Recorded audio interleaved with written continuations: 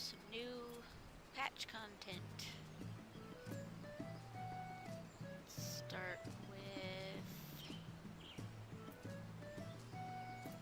the tribal quest. Let's see. Need to go to Ultimate.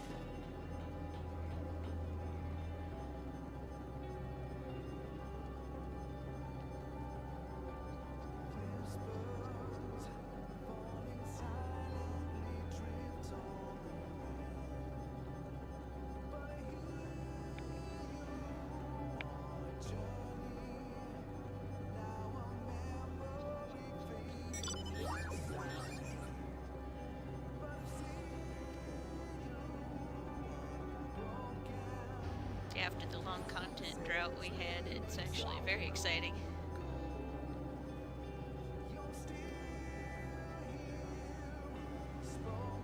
These to indicate the current levels of juice and happiness are within optimal parameters.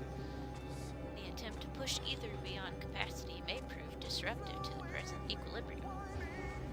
Of course it would be disrupted, you glorified can opener.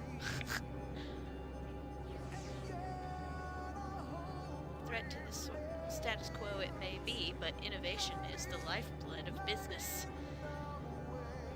And think of our patrons' delight should we treat them to, say, thrilling entertainment over a cup of carrot coffee. Sounds disgusting.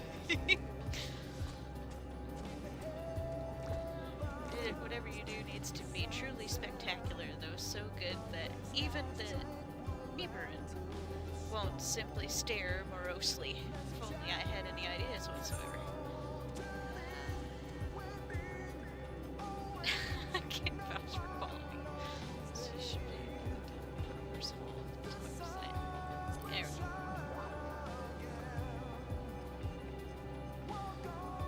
I heard that they were cooking up something in the hold, but I had no idea the project was such a success. I must see it for myself. Interested in the trip to Bestways Burrows, Thrill? I'd appreciate your opinion on any possibilities I turn up. Can I read? Trust you can find the cafe in 7000. Contact me via the Ragnarok system should there be any more soup scandals. Soup scandals? What happened with the soup? What did you guys do when I was gone?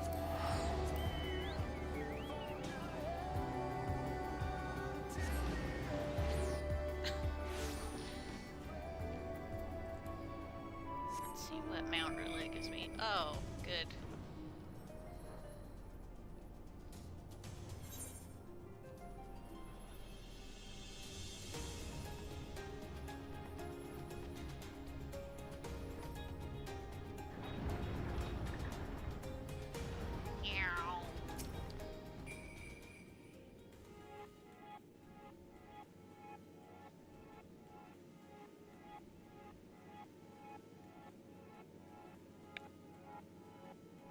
This is a new Hopper's Hold, eh? I must say it's a significant improvement over the old crates and buckets. As for these stations, that everyone's hoping to join. That one over there is a true work of art. I particularly appreciate their taste in subject matter. However, one can hardly expect half a dozen civilizations to share the same aesthetic sensibilities. I shudder to imagine the pontification and gunfire that would ensue if we asked our patrons to paint a mural. Those machines remind me of N7000 right down to the ears. They would fit in quite well with our current staff. Then again, that would hardly be an innovative addition, would it? We already have more condescending numerical projections than we could possibly need. I suppose music is another matter of taste, though those Laparates certainly seem to be having fun. Do you think a mournful dragon would enjoy being blasted with laser lights while it sings its ancient melodies? No. Pity. No. Shop, perhaps our patrons would enjoy a selection of knickknacks sold alongside our regular menu items. Though mining those Omicron coins requires a true exorbitant amount of processing power, and what if increased circulation led to a drop in Omni token value? Mother forfend! The situation looks familiar. I wonder if Cooking Way has any new recipes to share. But there is quite a bit of carrot on the menu already. N7000 would doubtless whir and whinge about the lack of variety.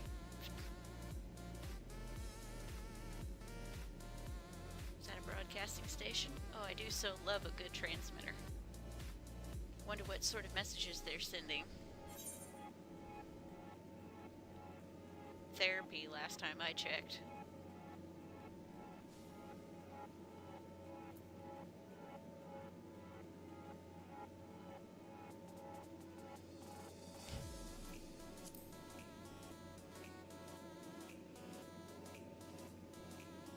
Color me intrigued. Ensuring widespread access to receivers seems like hard work, but well worth the effort indeed. We could adjust the tuning of the Ragnarok's communication facilities to receive this transmission in the last dregs. But it still may not provide a level of crowd-pleasing excitement we're aiming for. What are you aiming for? Each and every one of these stations is wonderful in its own right. I fear none are quite suitable for our goals. Perhaps Dreaming Way can dream up something special for us. B?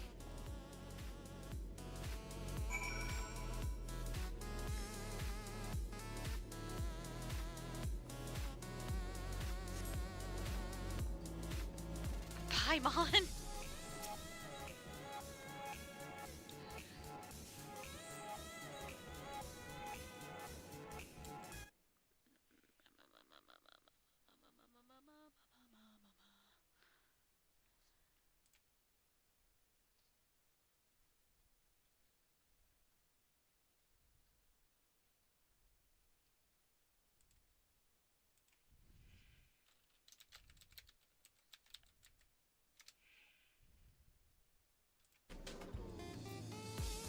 Oh. Where'd it go? Open the cafe out in Ultima Thule. That's one mother of a dream. Business is booming. Well, I'm honored to be consulted about your upcoming event. Now we only need to work out what it is. Have you spoken with Talking Way yet? They receive letters from listeners across the star. Surely one or two have mentioned exciting happenings on Atheris. Wait here.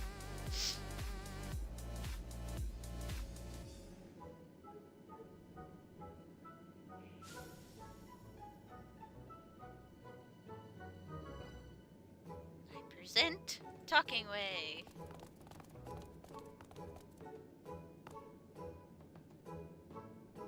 It's a pleasure to see you again. I would be happy to assist in your endeavors, however I can. Forgive me, but have we met before? Oh, yes, you would remember me as Counseling Way, but I have recently taken the name Talking Way in honor of my new dream. How wonderful. I look forward to working with you, Talking Way.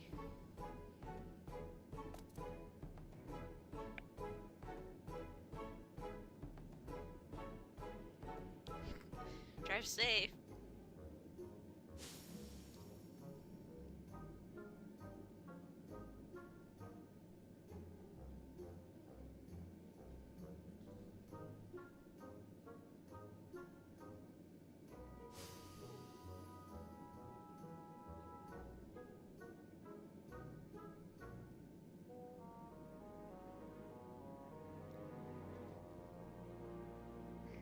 Dreamway mentioned that you are in search of rousing entertainment for your patrons, and one possibly hops to mind. If our listener mail is any indication, Thavner's hippo cart races have been drawing quite a crowd of late. Folk come from far and wide to see those hippos hurdle, 'tis said. Hurdling hippos? Why, that does sound exciting. We could set up a race course in the necropolis to give Last Drag's patrons a prime view of the action. I don't know about that. Stirring contest of speed and skill, the likes of which Ultima Thule has never been before seen. Surely that will pique even the Nibiran's interest. Any ideas on how we might approach these hippo racers, Sorrel? I helped them build that place, so... Your leader is a friend of yours? You really do know everyone. Pretty much.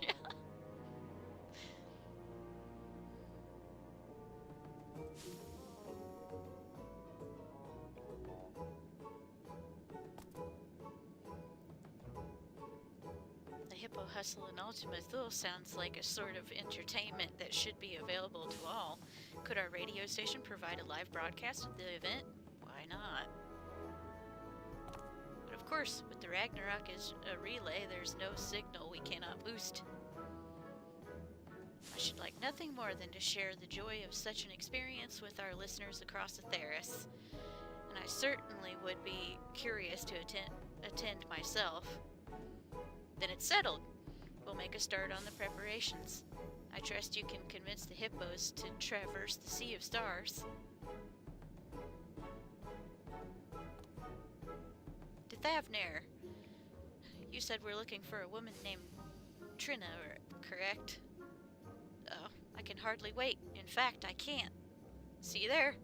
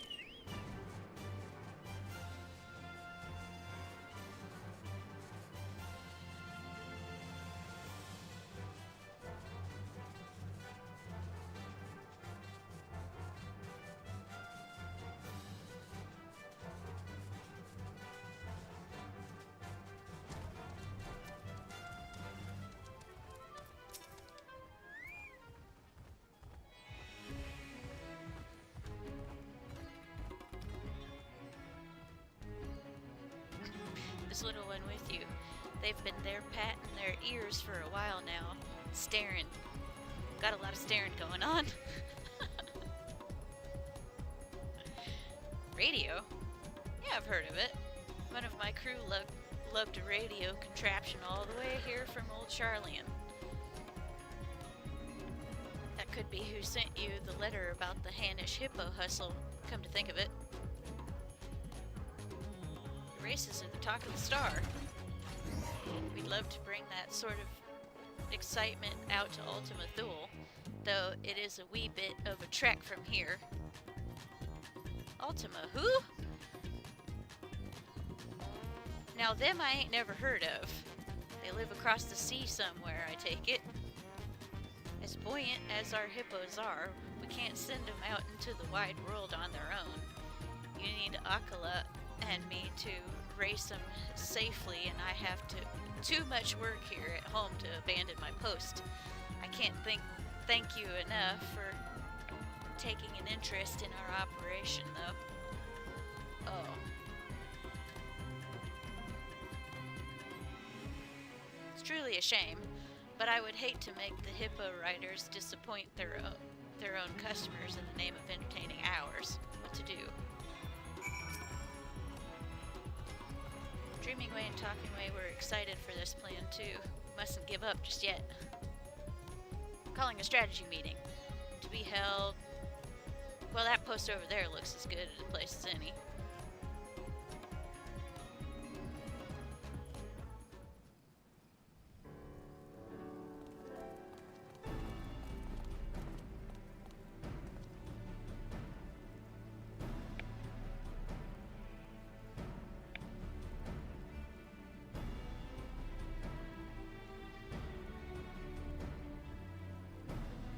I understand Trina's passion for her work. I feel the same about my own. Perhaps someone else might race on her behalf. Please tell me that someone else isn't me.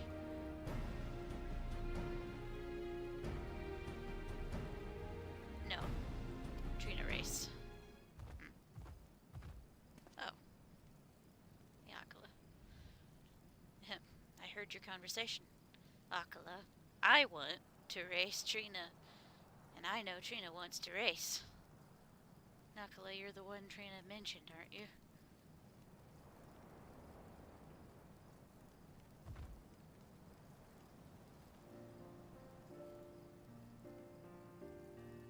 Never. Trina's work ends. When she finishes with hippos, she teaches us the common tongue so we fit in. She teaches us Hannish manners and fairness in trade. Now I find your language difficult, but my speaking improves. Trina says so, but Trina has no time to ride hippos now. She cares about hippos and the hippo riders, her kin. Always. She helps us. She forgets we can help her. Always we want to help her. I see.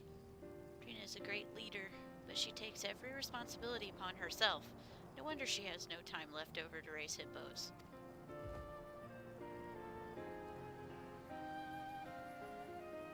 Always Trina listens to you. You must talk sense to her. I can try. Yes, I quite agree. If in her heart of hearts Trina wants to race, that's all the more reason for us to host a hippo hustle. You think you can convince her to come around? Like I said, I can try.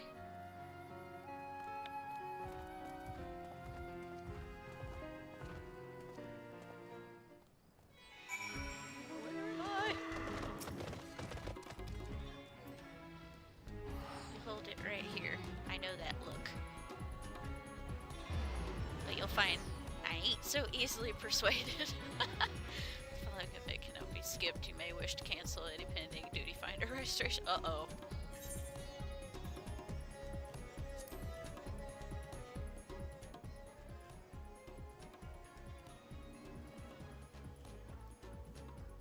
You know how important our delivery business is. You helped us get our start, so why try to talk me out of it?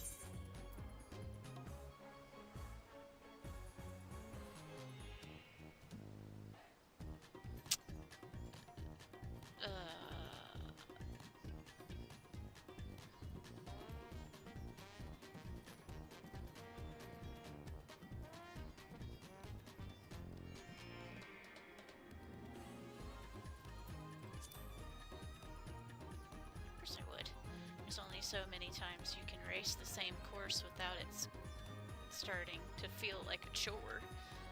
But too many folks are relying on our services for me to go gallivanting.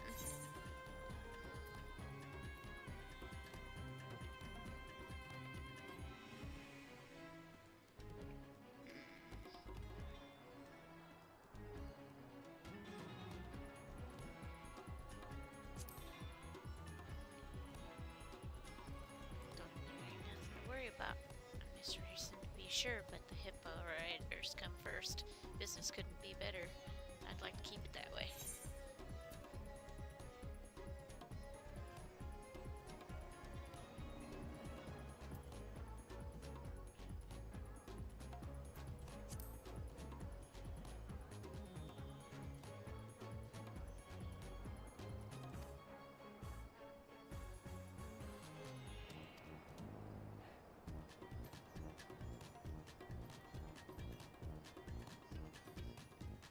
I was right. I ain't so different. Alright, fine. The hippo riders will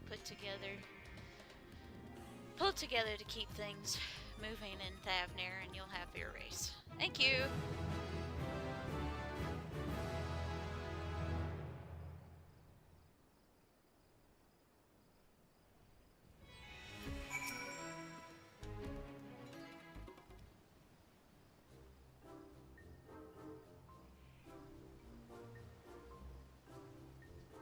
Oh man, it's second cold.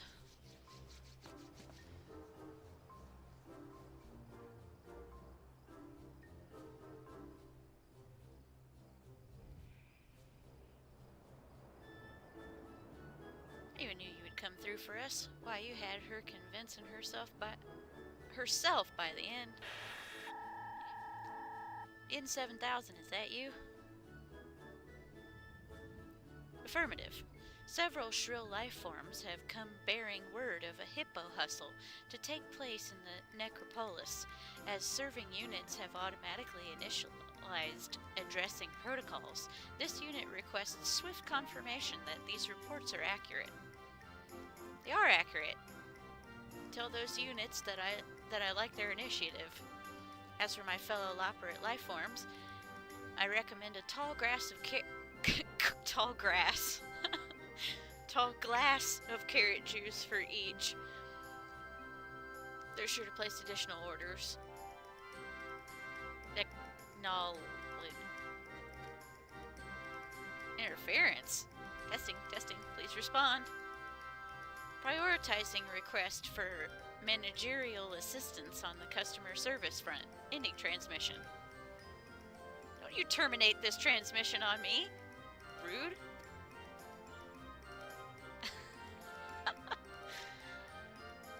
What was that all about, I wonder?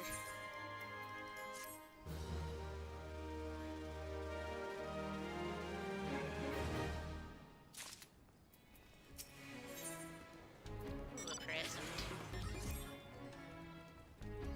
Initiating a new call doesn't work either. I doubt that it's anything serious, but perhaps we should check on N7000 just in case. You typically carry at least one object suitable for a light bludgeoning, do you not?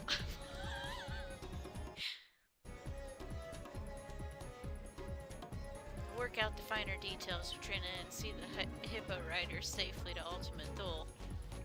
I trust that the cafe will be intact when we arrive. Probably, but it wouldn't surprise me if it was on fire when we got there.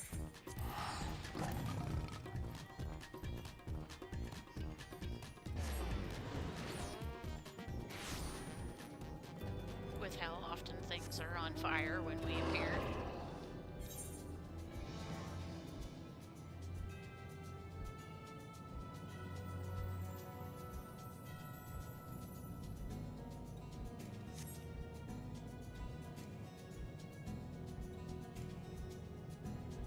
Shit hits the fan so fast.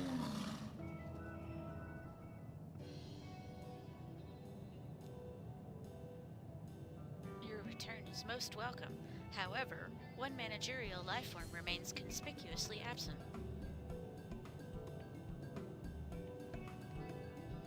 Understood. This unit will initiate idling protocols until Jamming-Way arrives. Carrot-based refreshments have already been distributed to the new life forms. And such refreshing refreshments they are. Furthermore, as your sensory organs will have detected, the usual customers have vacated the premises. This unit will now convey additional context. Once upon a time code. So, to sum up, we no longer need worry for lack of patrons. In fact, the last dregs being empty is quite inconceivable.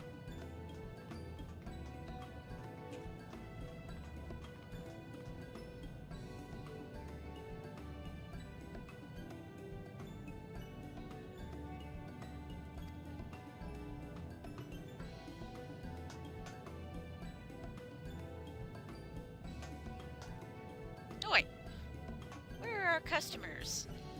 You had one job, you buttons for brains. Elevated body temperature detected in nagging life form. This unit recommends swift consumption of chilled liquids. As for the customers, they have temporarily ceased their consumption of fine cafe fare to prepare for the upcoming race.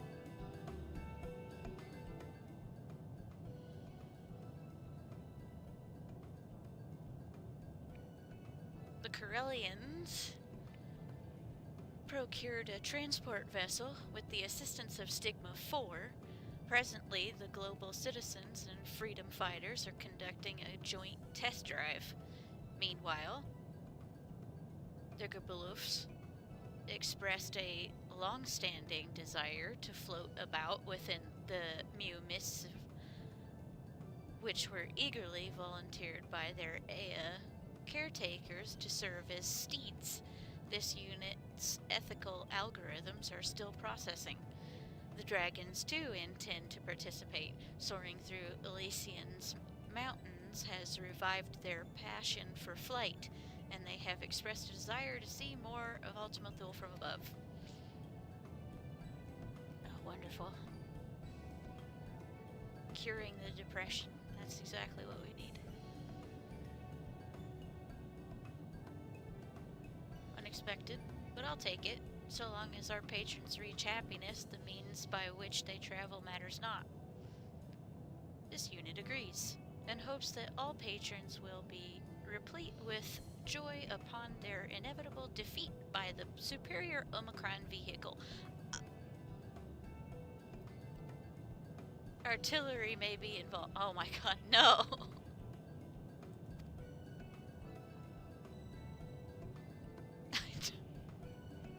Colin, no. This is shaping to be up a gauntlet fiercer than Bardam's medal. No, we don't bring up Bardam's medal.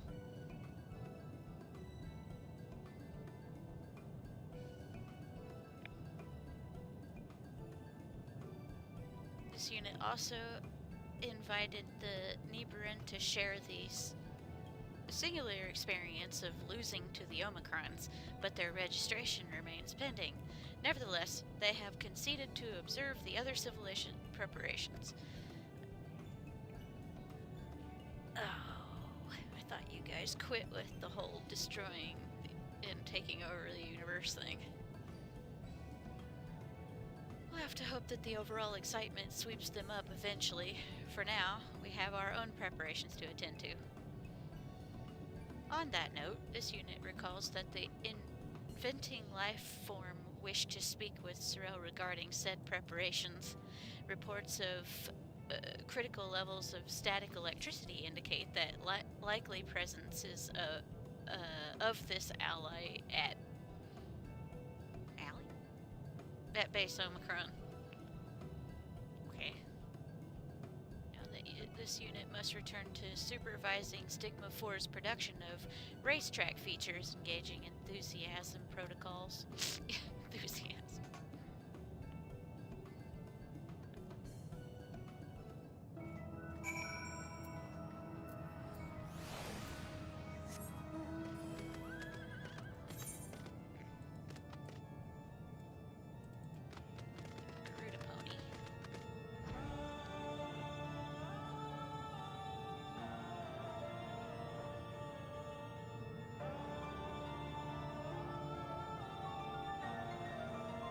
Welcome back. Glad you drove safe.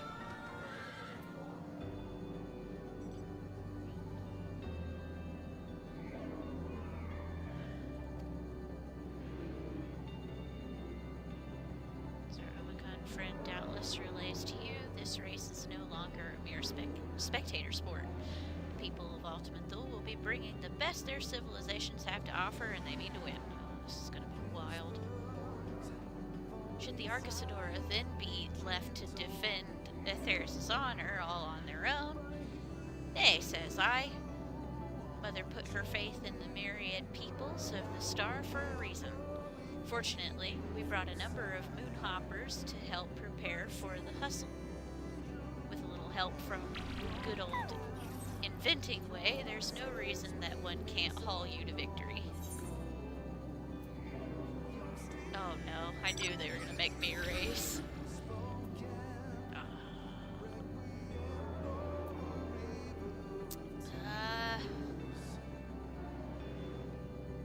We are going to have a Grand Hippo race out here.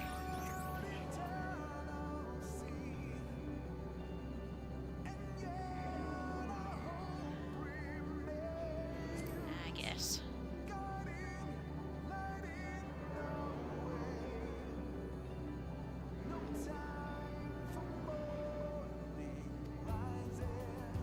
Already taken this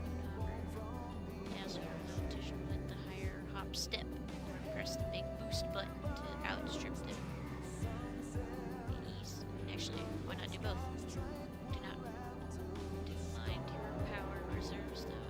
It's basically like chocobo races. Yeah.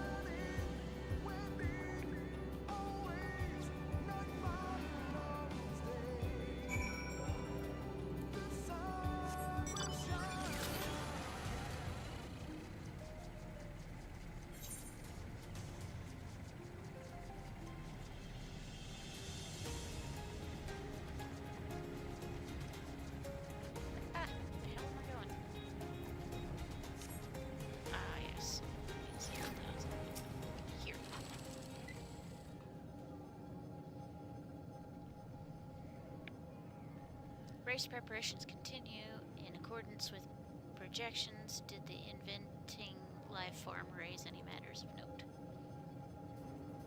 Oh, it's so dark.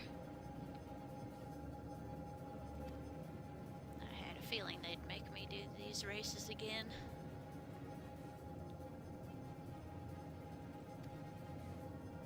Okay. Please direct your orbs toward this. Orbs. Geographical data display. Alright, what's the track? Oh. Race will begin at the starship Ragnarok in Ostracon Deca Octo. Whence jamming way and Ogle signal the commencing hostilities. Boy. Those rings look rather lofty. How are the hippo carts to get through? In Ultimate Thule, emotions become reality. You will only need belief to make your hippos fly. Oh no, this is gonna be ridiculous. Did you call me an ultimate fool? Because I'd have to be to believe something like that. No, it definitely works.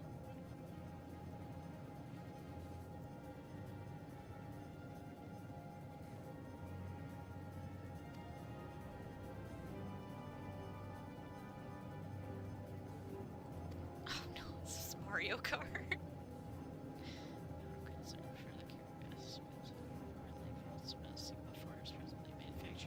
Non-lethal cannons.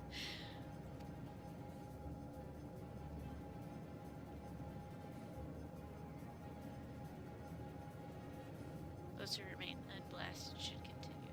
Let's proceed.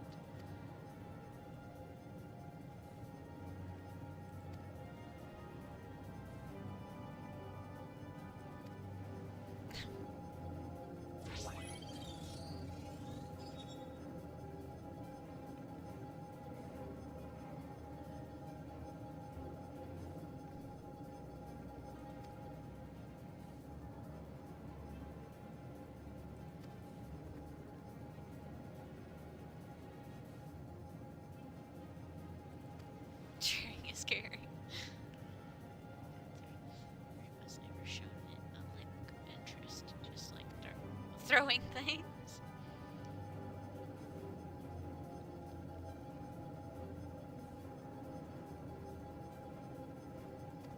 Yeah, you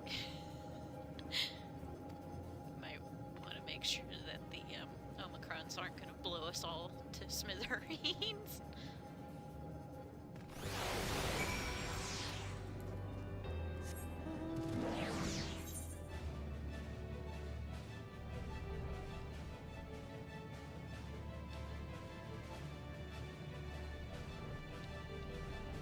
Hey, Izzy's here.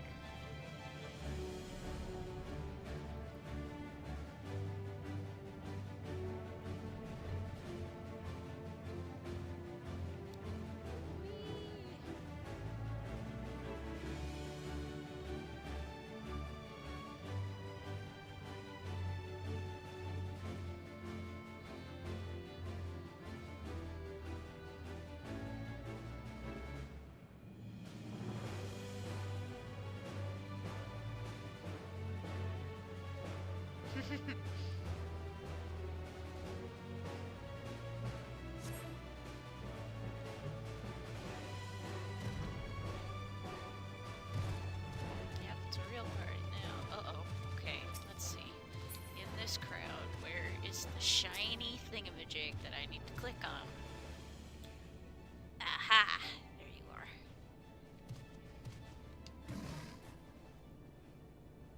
Yes, several cutscenes. Yes, it's gonna be an instance, I know.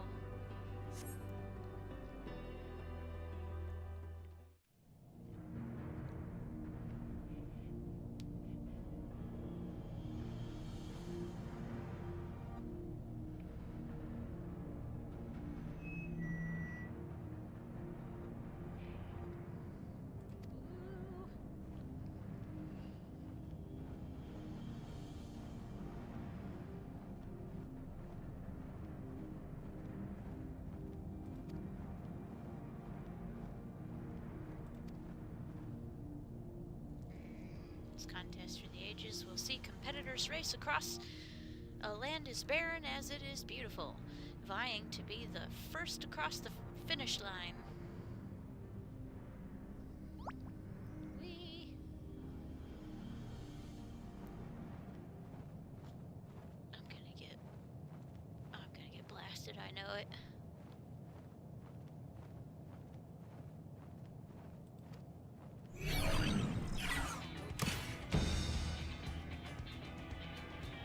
Hauled by the speedy Soria, is a courier as fast as she is reliable, all the way from Thavner. It's Trina the Hippo Rider.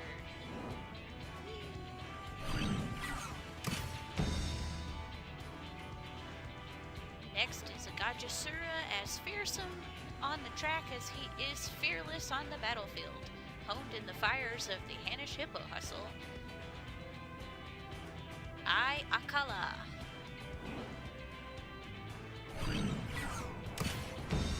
Holy shit.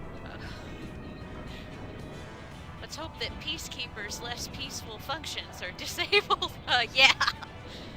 Hailing from Carolyn, a team of once bitter enemies turned fast friends, the citizens of freedom. Oh boy, I hope they don't end up fighting.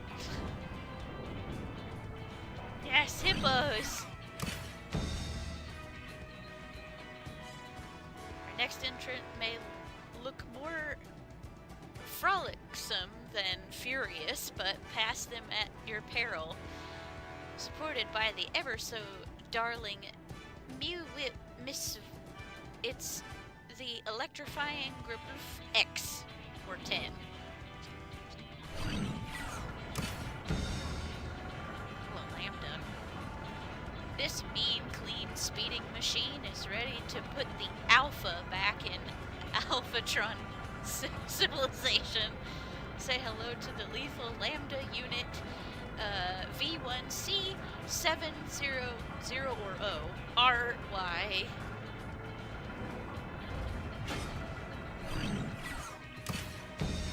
Dragon! But lo, what wisdom rides the winds of Elysian and fair peaks once forgot. The Dragon Star has joined the fray.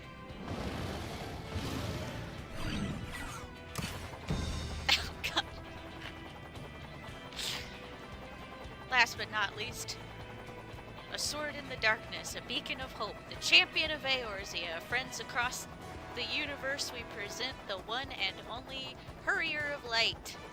Yes. Unfortunately. Why do they not have anything? What's this? A Nibiruun Challenger? Are they supposed to be there? I thought the Hurrier was our last participant. I don't know what they're doing. You made it. Did you prepare a vehicle? We can lend you a moonhopper if you'd like. That will not be necessary. Oh, is he gonna transform into something else? Oh, into Rala. Okay. I didn't know any one of them can turn into Rala. What in the name of the mug-swapping murder? Oh, for anybody who actually speaks Hindi or anything like it, I'm so sorry for my bad pronunciation of these words.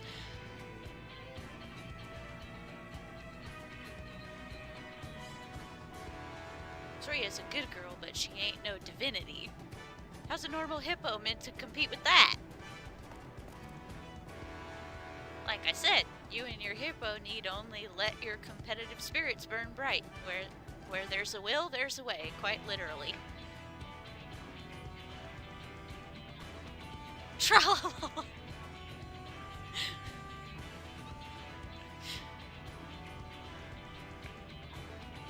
10 out of 10, that wouldn't surprise me if somebody said that. I suppose I'll toss some gulal and hope for the best.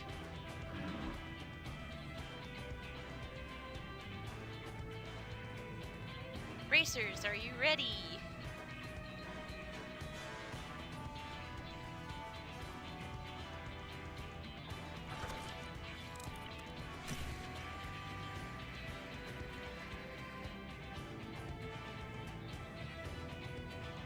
The racers have assembled at the starting line. We will surpass the rest to emerge triumphant. Who will? Ah, yeah, I can't read. Who will be triumphant? Knowing how this stuff usually goes, me. Have to be. Or they'll make me do it again. On your mark, get set. Go! Unless it's just a cutscene. They do that sometimes too.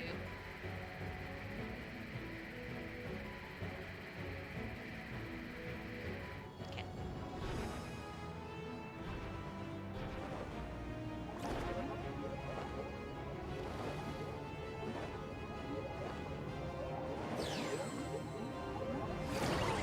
Ooh, speedy.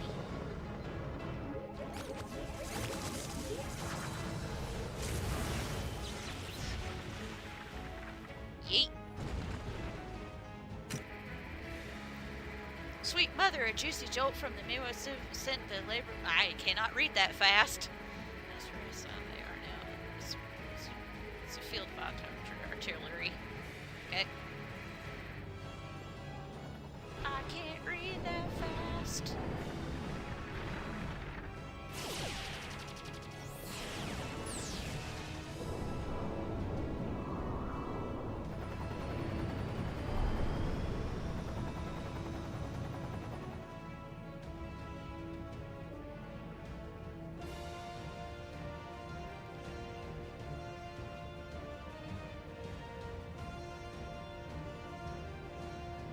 Oh, I can actually click this one, okay. Citizens of freedom are going in. We have received a transmission from the Peacekeeper. This is not compared to the carnage of Carolyn. Yeah! You heard it here, folks.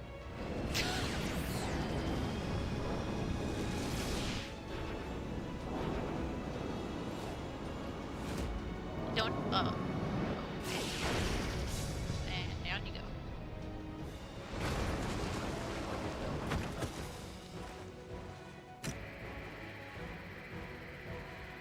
Peacekeepers are down. wear helmets. Yeah.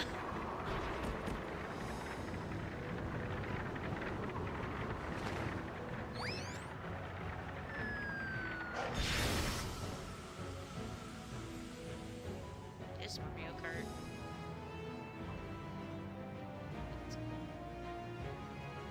Kala's cart is enveloped in a cloud of galal.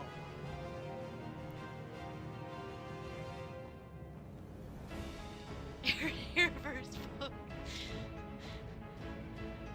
Or did the employed to distract competing hippos, perhaps? Or did the fall prey to rainbow temptation? Ooh.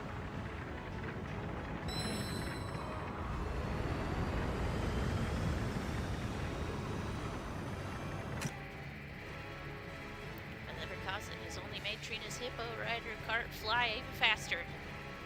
She's overtaken the Harrier of Light for second place. Yeah, for now.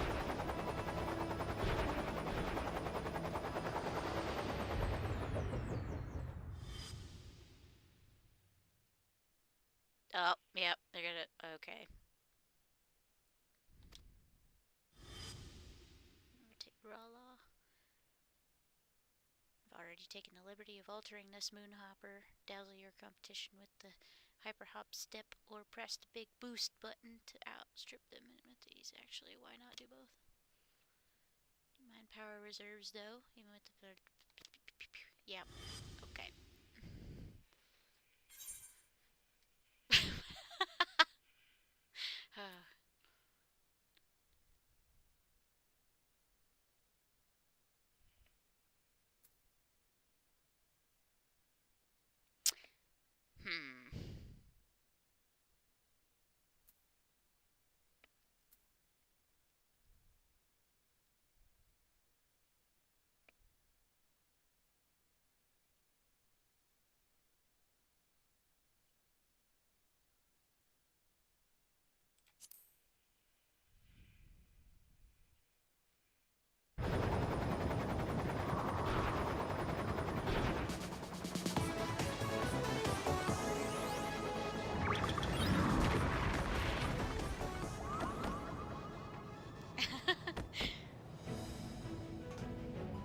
Hippo has halted, overwhelmed by the euphony of my song, no doubt.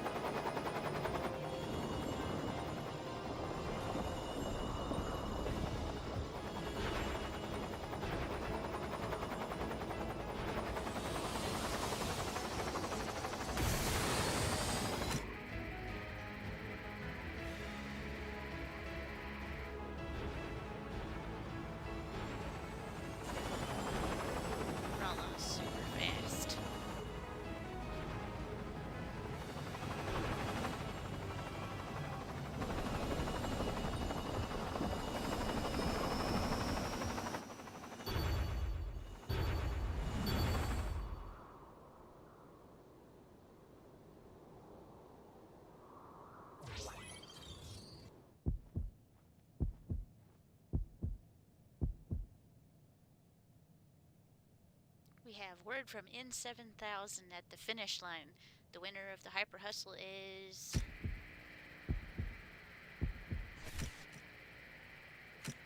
What'd I say? The Harrier of Light by a nose. Yeah, of course, we always win. The only time we didn't win was when we got our asses kicked by Xenos. Oh. Golbez. Technically, we did win that.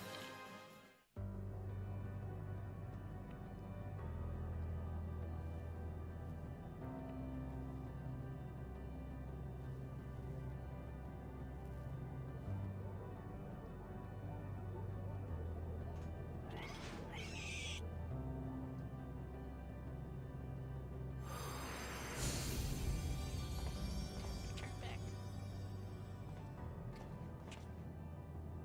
Did you have fun?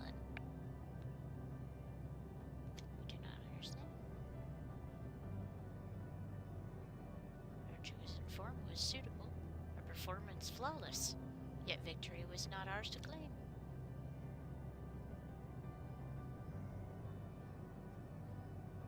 It has been long since we have experienced this quickening of the pulse, this vexation. Ah, so you did have fun.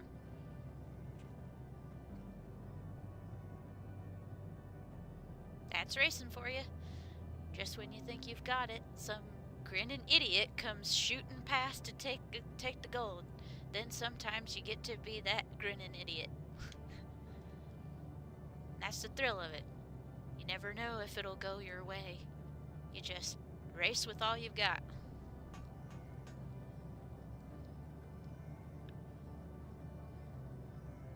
That you're upset to have lost can only mean one thing. You want to win next time. That's a dream worth chasing. Trust me, I'm an expert.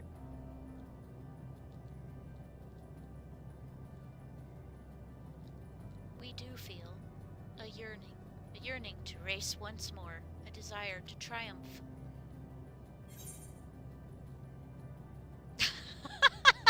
That's so rude.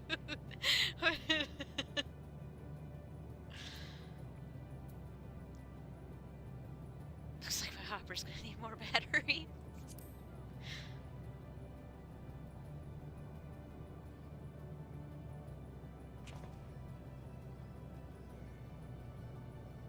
This is well. We will engage with the other patrons of this establishment to develop a superior stratagem. Dynamis readings indicate a positive effect on the local environment. In accordance with Jammingway's aspirations, the Last Dregs has become an even greater source of hope. Despite the significant extensive property damage, and crushing defeat incurred, this unit's rates of hyper hustle as worth it.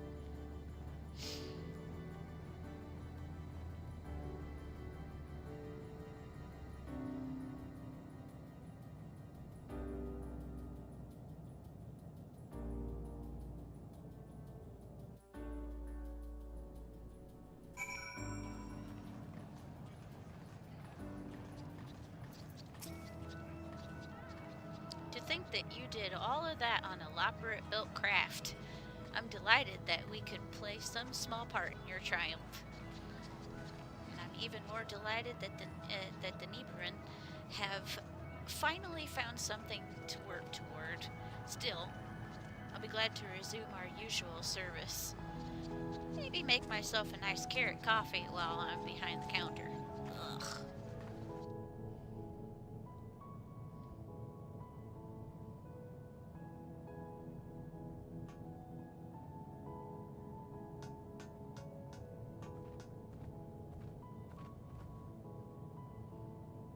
Right, I admit it. I had a great time racing, even if I didn't understand half of what was going on. But as fun as it was, I need to be getting home to Thavner. Don't want to leave the hippo race riders alone for too long, lest some hams ahead start getting restless. We finished packing up the broadcasting equipment, so we'll be heading back to the dreaming workshop ourselves. So soon? It'll feel so empty out here in the cosmic void without you. Affirmative. But did we not have one more objective to complete before the other organic life forms depart? Objective?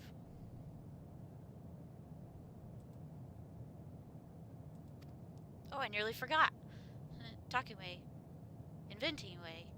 Help me lift this. 1, 2, hup. What is it? Oh, it's a trophy.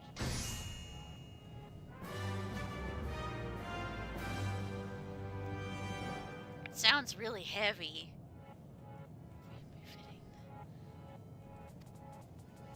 As you can see, it was designed in the image of the Last Dregs, the Hippo Riders, and also Dreamways. That reminds me, I brought a few commemorative gifts as well. Talking way, venting way. Help me lift these. 1, 2, 3. The void!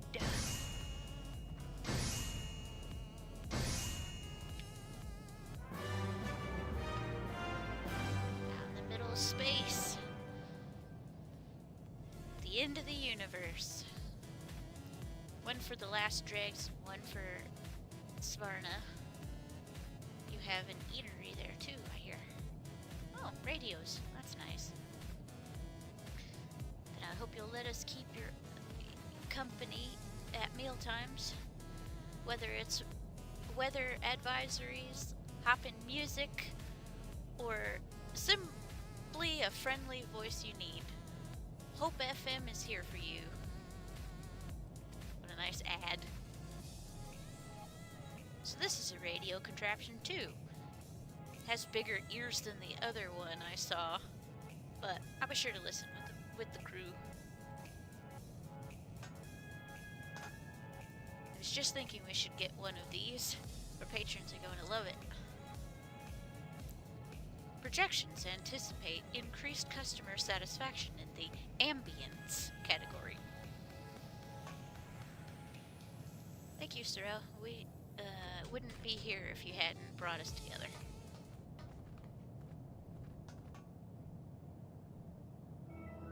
You're welcome.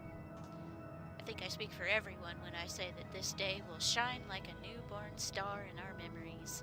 I hope you feel the same.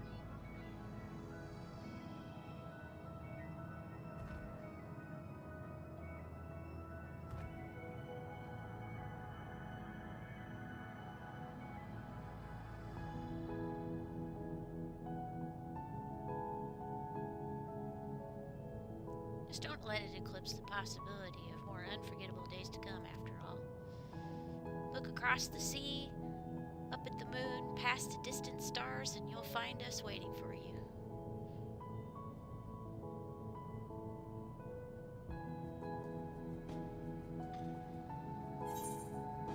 Oh, an emote. Oh, right, yeah, you get the dance. Oh boy, a trophy to put in my, house inventory and never to see the light of day again because we're out of slots.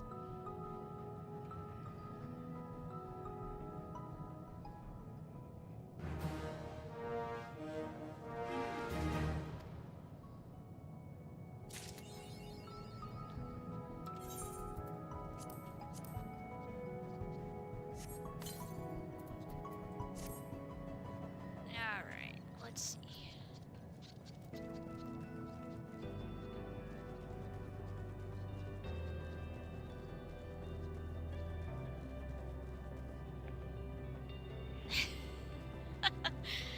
Let's go to somewhere brighter so we can do that.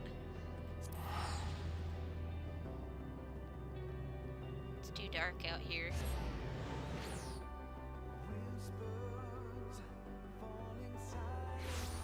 Tataru's Grand Endeavor next, I guess.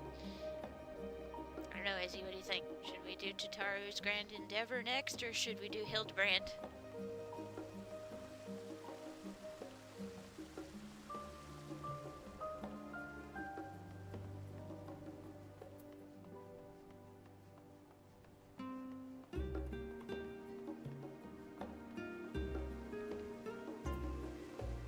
Somewhere where there's not a bunch of people around. Well, we could just go into a cheap hub. Yeah, better go cheap hubs. Let's come over here. Okay.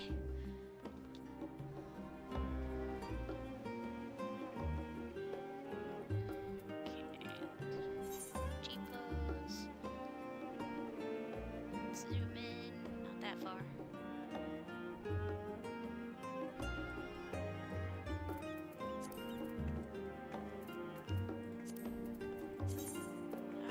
Let's see this new emote.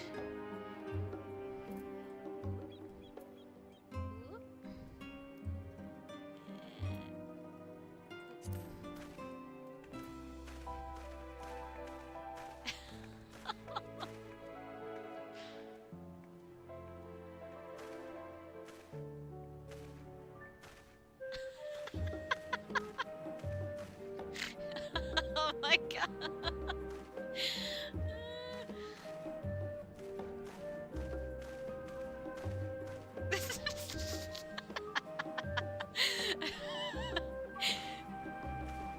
It's not 100% cursed. I mean, the little bunny ear part's kind of cute.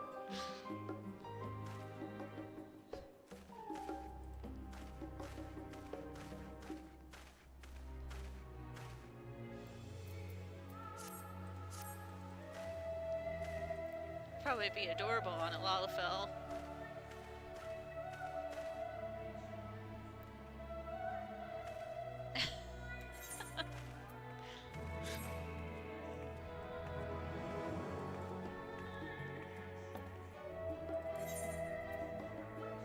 Okay, let's go to Rods and Hunt and see what kind of crazy shit Hildebrand's got for us.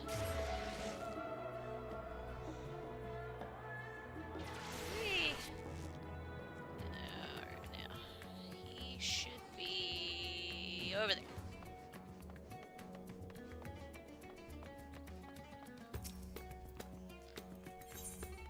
Billion. Ah, Cyril, you're just in time to assist with my latest fact-finding expedition. Our recent foray into Charlian revealed that Pupu's friend was in the company of a Hannish alchemist, yes? As such, I was inspired to do some preliminary legwork here in Thavnir. I contacted my usual sources for local sightings of alien phenomena, but alas, they had none to share. I have thus switched tactics and decided to track down this alchemist fellow instead. Surely someone will have heard the tale of an apothecary bold enough to set up shop on a Garlean battlefield.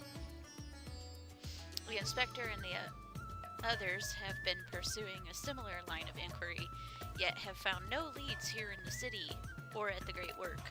I believe they've moved their investigation to Yidliman. So I suggest we hurry over and join them. I cannot have that little blue man muddying the waters when we're so close to grasping his master plan. He doesn't have a master plan, dude. Not everything is a conspiracy, man.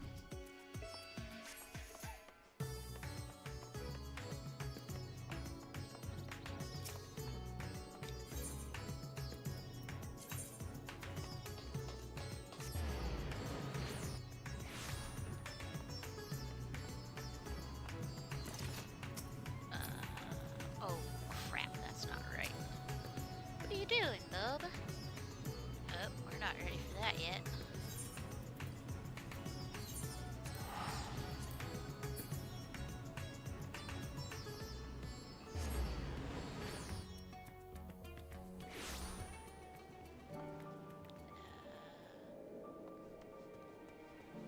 Who's that? Wisteria.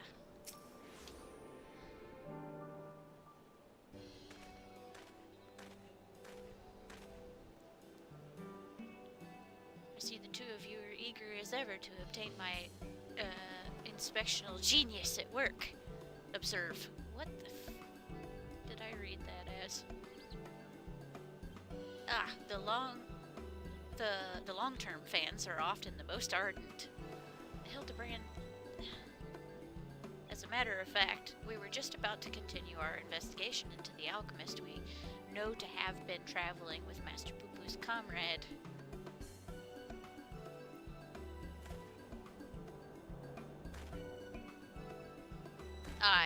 I mean, that is to say, I'm merely following in the inspector's wake.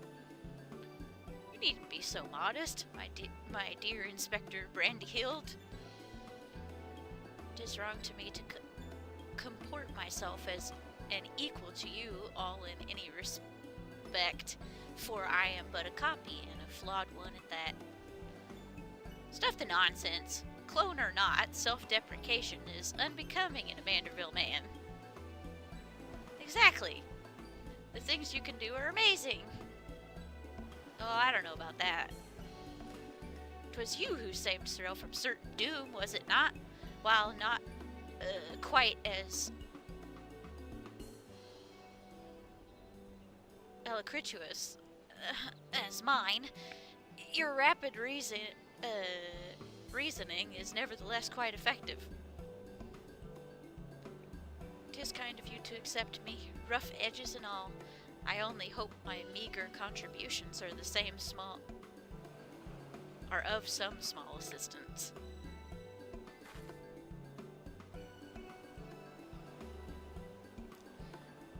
Too modest by half. I'd say his mental faculties far surpass those of the original. You're not supposed to say it out loud, Elliot. That's enough chin-wagging amongst ourselves, I think. Let us spread out and learn what the locals know of this adventurous apothecary.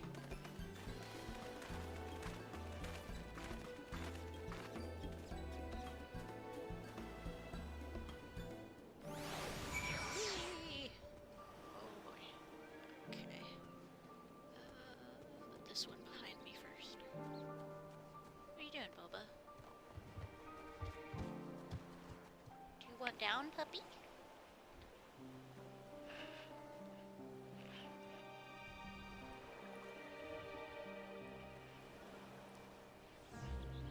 Puppy, one down?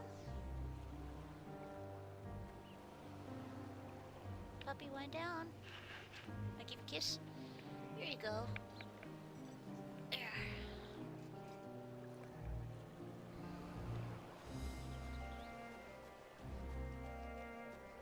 Puppy, one down.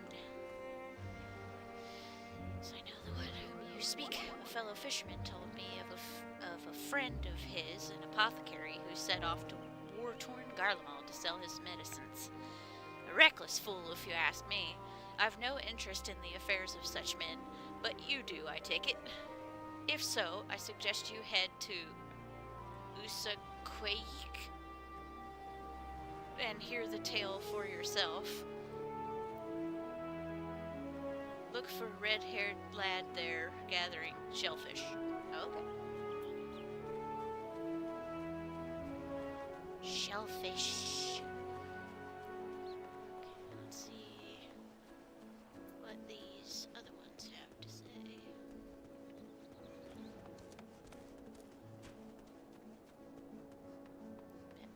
Peppy. The fishmonger. Do I know any apothecaries in Radz-at-Han? Of course, more than I can count. I've not heard tell of anyone peddling such goods in the heart of the Empire, though. Seems like a terrible idea to me. What with civil war raging and the world almost ending, the situation's improved in recent days, but even so, the Radiant Host still has to provide security for cargo shipments. Alone merchant trading there alone? Impossible. Whoa, that broke my brain. Lone merchant trading alone.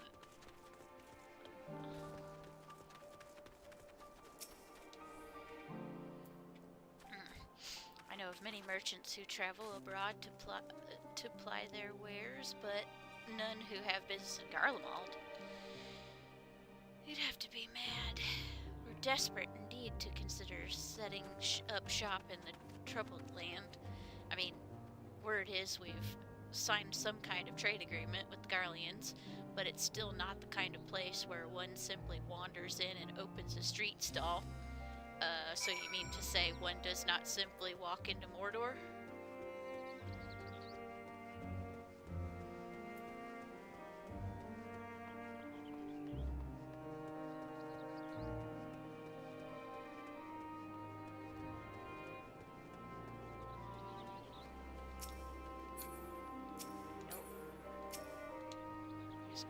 Everybody but Hildebrand.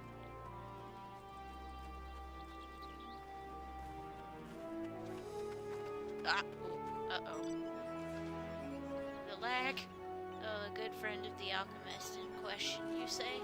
Then let us gather the troops and pay a visit to this felicitous fisherman. Wait, what troops? Hildebrand.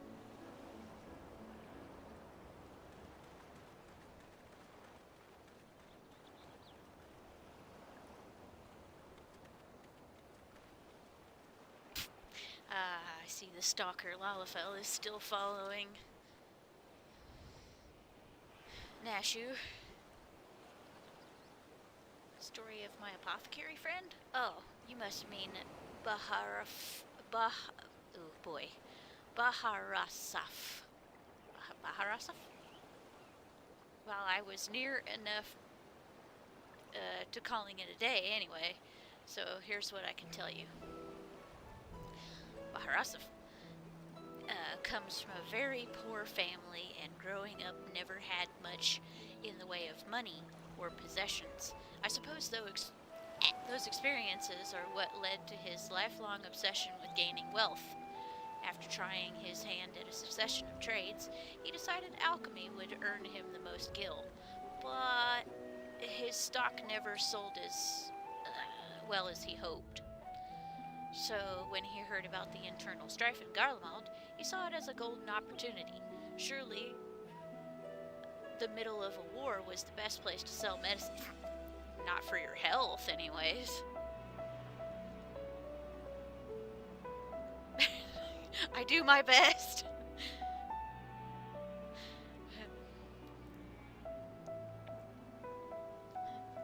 More like the best place for near-death experiences.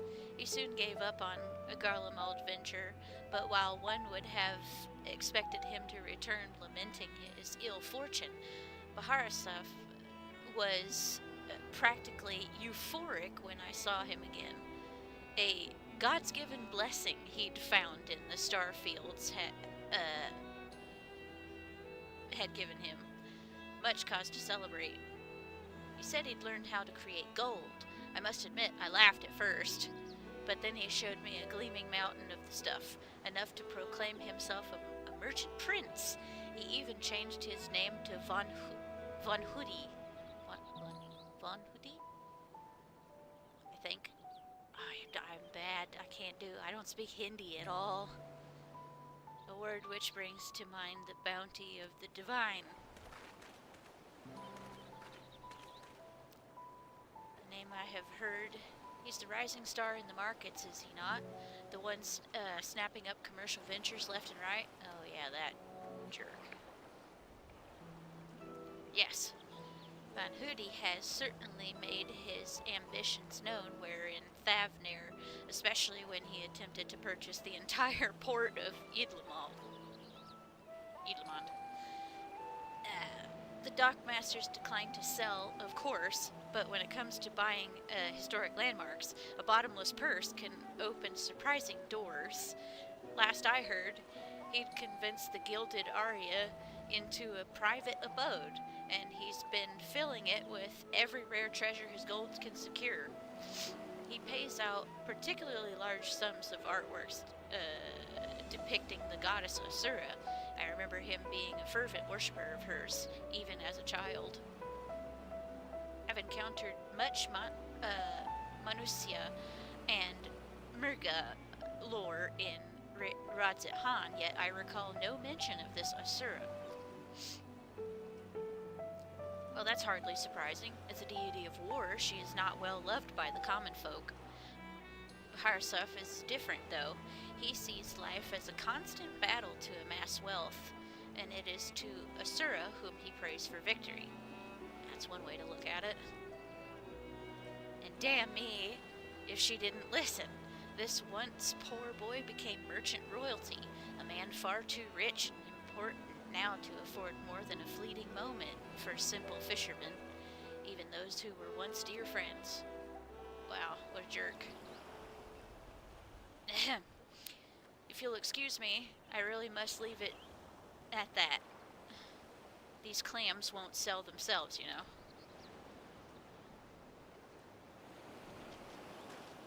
Okay, thanks. Good luck with your clams. How about that, eh? Our sought-after apothecary and the upstart merchant prince were one and the same. Might we assume the blessing he stumbled upon in Garlemald was a certain alien craft and its occupant? Oh, no doubt. You clams. I don't like clams either.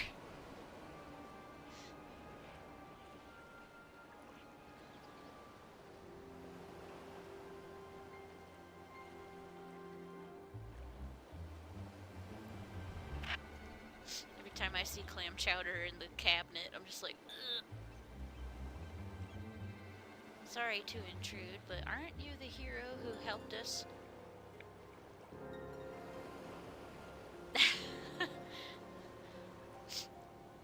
Honestly, the only reason why I would pry open a clam is for the pearl.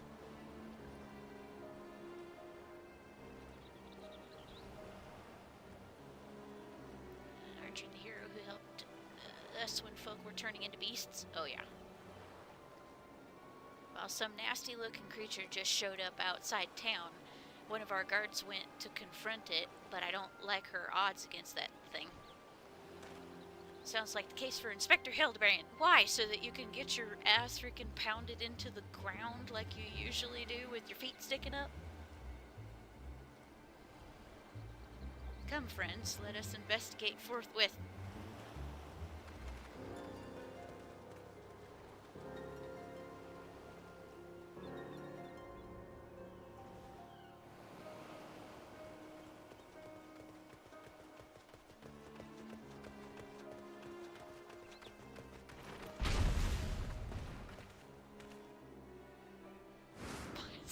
Arms and legs on its neck. Thought you destroyed that monster. That stupid thing never stops coming back.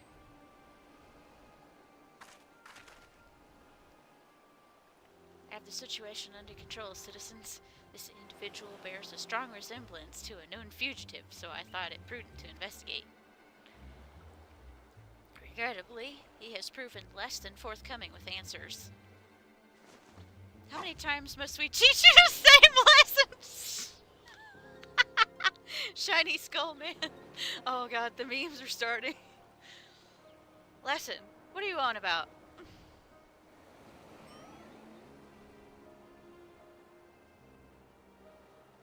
Oh yeah.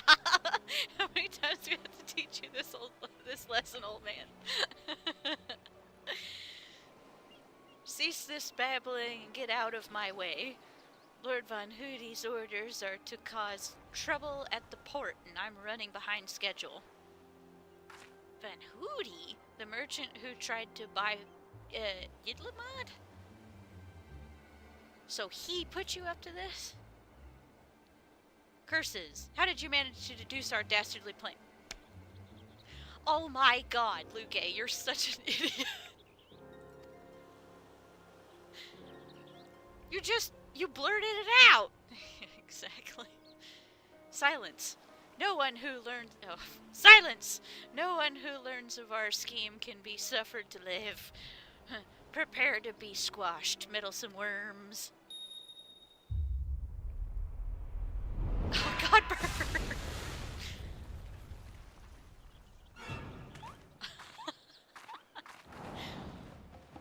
Oh god, there's more of them. 3 more sinister skullmen. Was the doctor a quadruplet?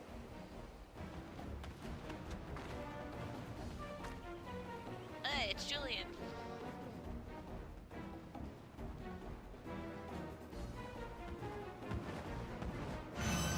Oh no.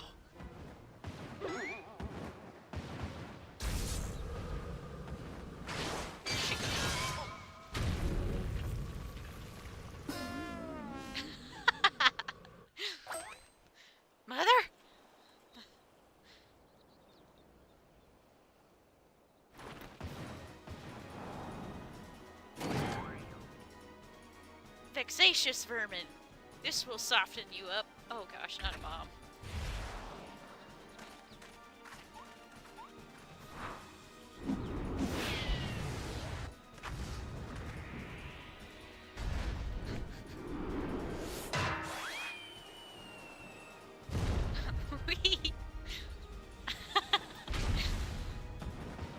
Bah! A lucky hit.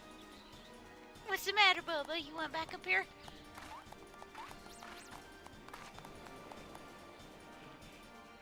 Baby, back up in Mommy's lap. Come on. Ah, here you go. Oh no, you missed! Oh, Goblin. Oh no! Oh, Hildebrand. Oh.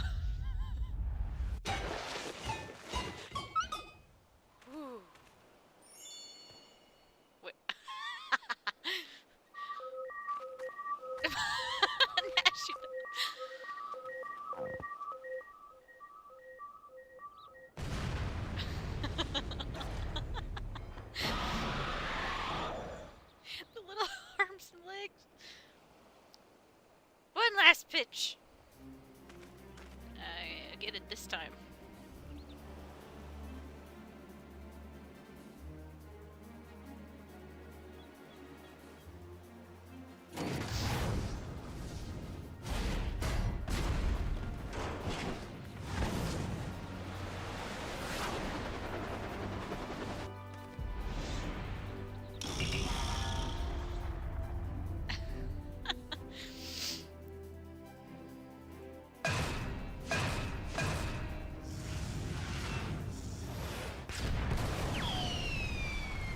That was my fastball!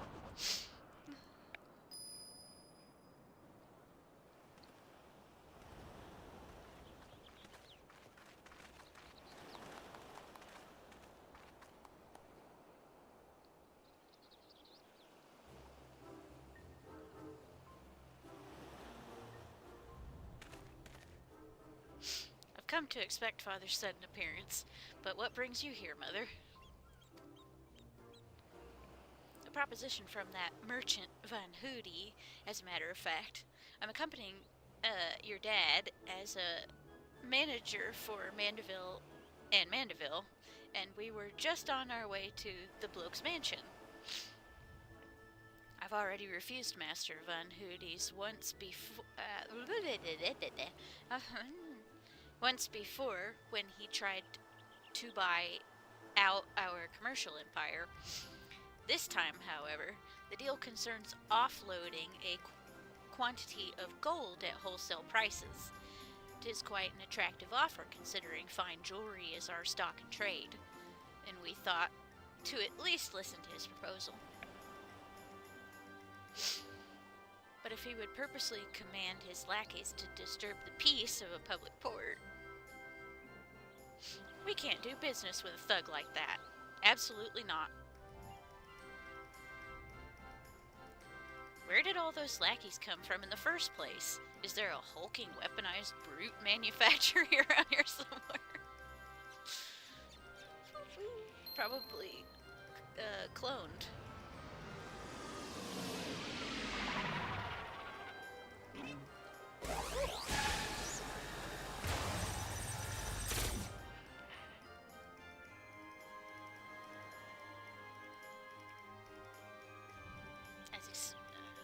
As I suspected, my ship's vaporization beam is configured to expunge only replicated matter.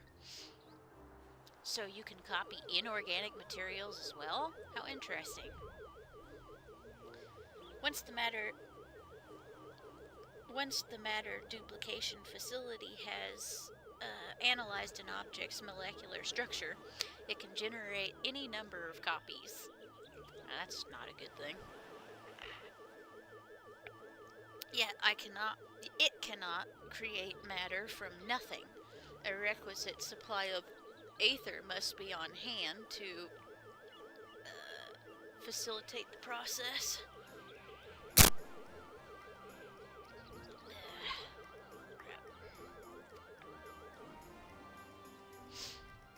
Core, you sure do know a lot, Inspector Brandyhild. Even alien starships.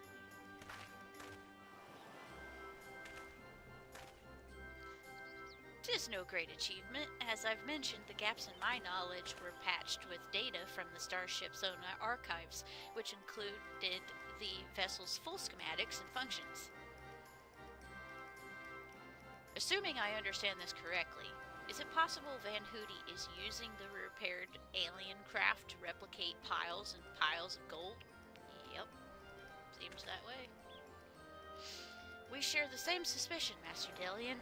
To my knowledge, no other method exists that can reliably produce precious metals. Of course, 'tis the obvious conclusion. Shut up, Hildebrand.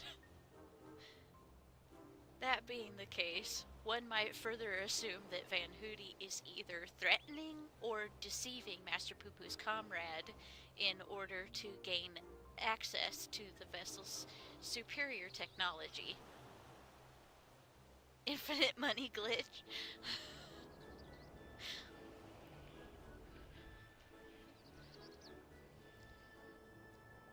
infinite money glitch. That sounds like something that the developers need to patch out.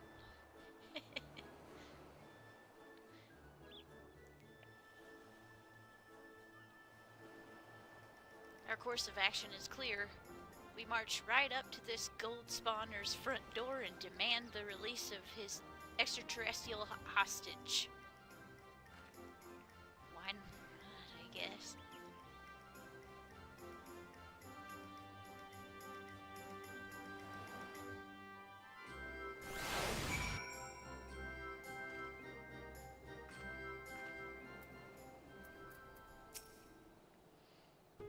Must confront this malicious merchant at once. If your heart's set on confrontation, then you may as well come with us. Van Hoody's invitation included a private airship flight to his new estate. Aye, we still need to formally reject his deal anyways, and his pilot will be waiting.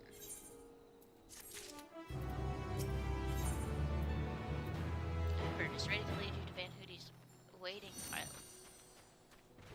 Shall we be on our way? We're to meet Van Hoody's pilot atop the rise just south of Kadja's footsteps. Jade's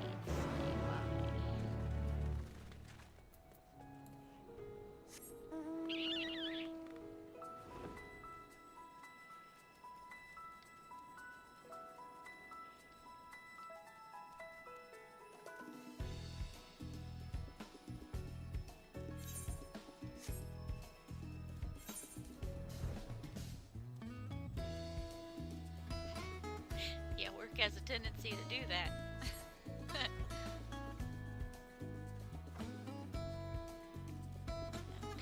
Pesky work.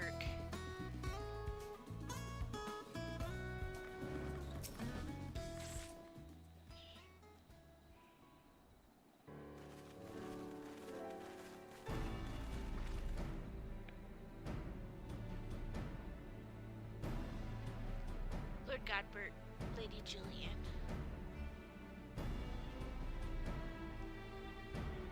An entourage. Pray excuse our presumptuousness. My son and his companions insisted they come along, despite desperate as they were to meet with the illustrious Master Van Hoody.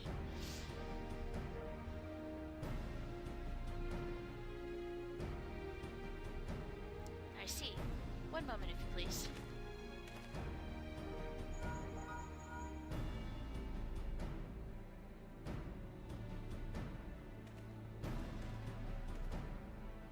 Lord Van Hoody should be glad to welcome you all to his home. Pray step aboard and I shall take you there directly. Okay. Thank you.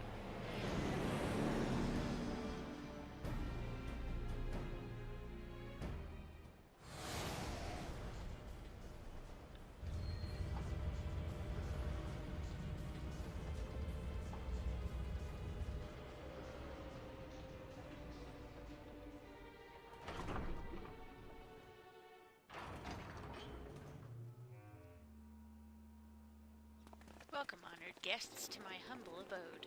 I trust the view is to your liking. Since you traveled all the way from distant Ul'dah, a pleasant backdrop to our talks was the least I could provide. And what an unexpected boon this is! I had been debating when to extend you a personal invitation, but now, here you are, like a wish come true. I don't like you. Saved your act for the magistrates, Van Hoody. We know the secret of your ill-gotten gold. You will cease this exploration of alien technology and release your hostage into the care of Master Poo at once. Unraveled all my schemes, have you? Good. I needn't waste my breath on tedious explanations, then. This is Master Poo Poo, I presume? I do have his fellow alien here with me, yes. As for exploiting their technology, I freely admit to duplicating a, quite frankly, obscene amount of gold, but that was merely in the beginning. Imagine making copy after copy of the deadliest weapons in existence. Would not the world itself be yours for the taking? Oh, not another one of these. Let's get straight to the point. You're funny. I want you at my side with the vaunted warrior of light as the template for my clone army. We could conquer this and every other land in creation. No! No! Absolutely not.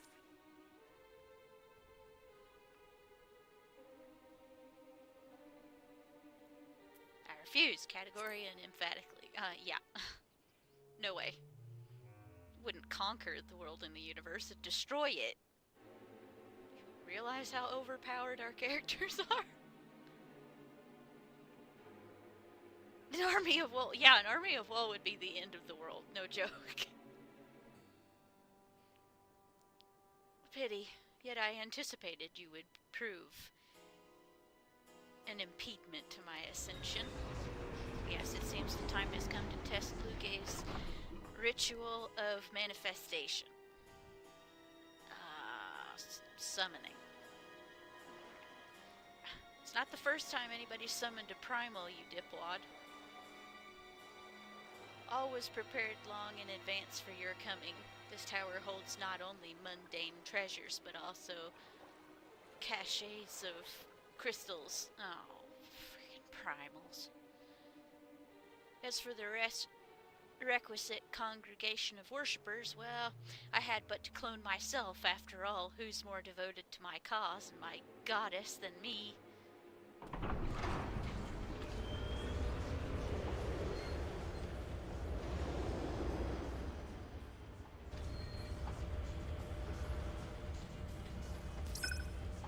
That button looks familiar. Divine Asura, take up thy blades and wage war upon mine earthly rival. Hells.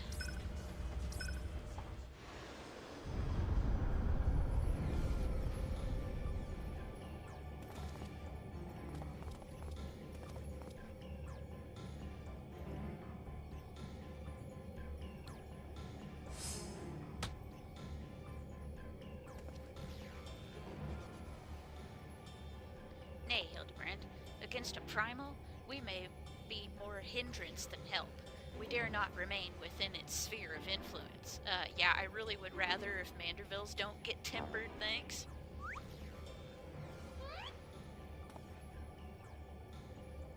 Best of luck, my friend. I must make a gentlemanly withdrawal.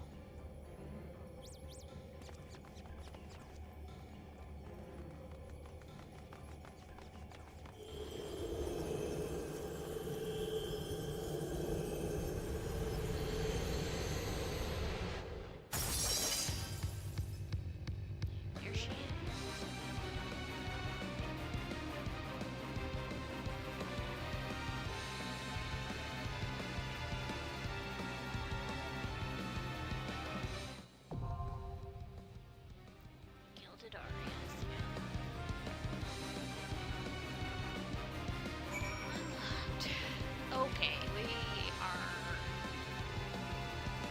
not going to do that right now.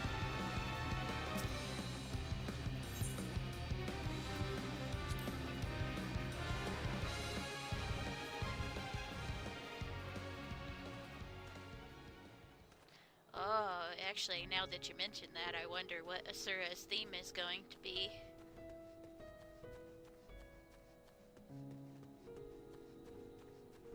Knowing Soken, it's gonna be fire.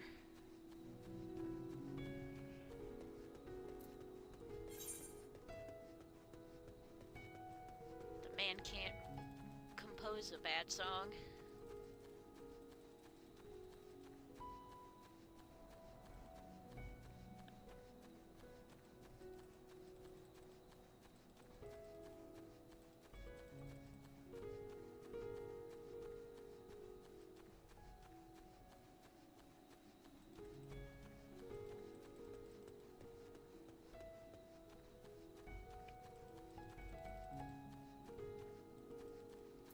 Waiting until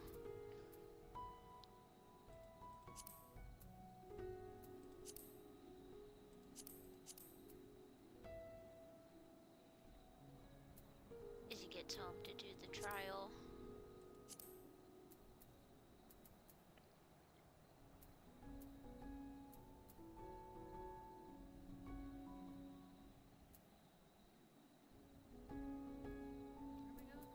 Oh yeah, that's Charlie.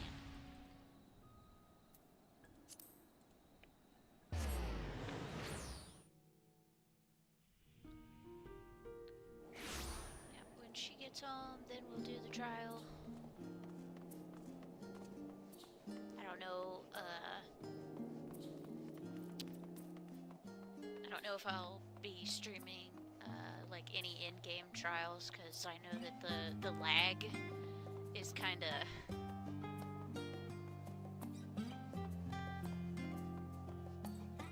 funky when I've got all this other streaming stuff running, so some of these in-game mechanics are just wicked fast. You'll get blasted to hell and back if you've got lag.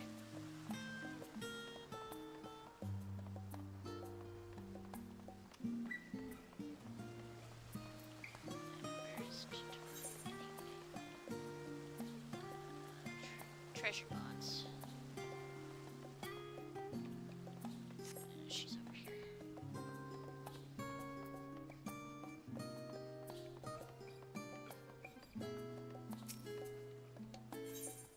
Get to see what reward she gives us for this one. Last one.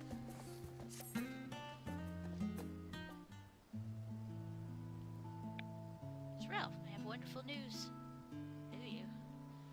Thanks to your tireless deliveries, we are now overwhelmed with orders. Mistress Tataru's plan was a success. That's great.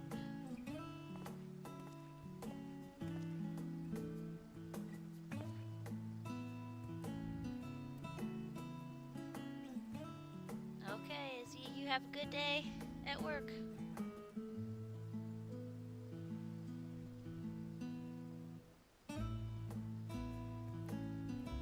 Shipment sent. I don't think I've ever packed so many parcels in my life.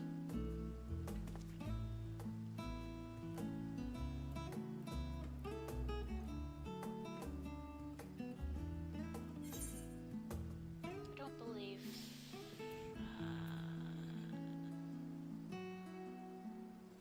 have we? My memory's not fantastic. I think we have. My apologies, allowed me to introduce myself. My name is Hasta. Like so many Handish refugees, I left my home in Palakistan and came to Charlian during the final days. You saved my life more than once. Ah, yes, I remember. I've been working at Tataru Taru's boutique with Medina Sarid, albeit behind the scenes. It's rare that I have occasion to visit the storefront. An unfortunate side effect of the constant demand on all of our staff, though I think we would all agree that the hustle and bustle is for the best.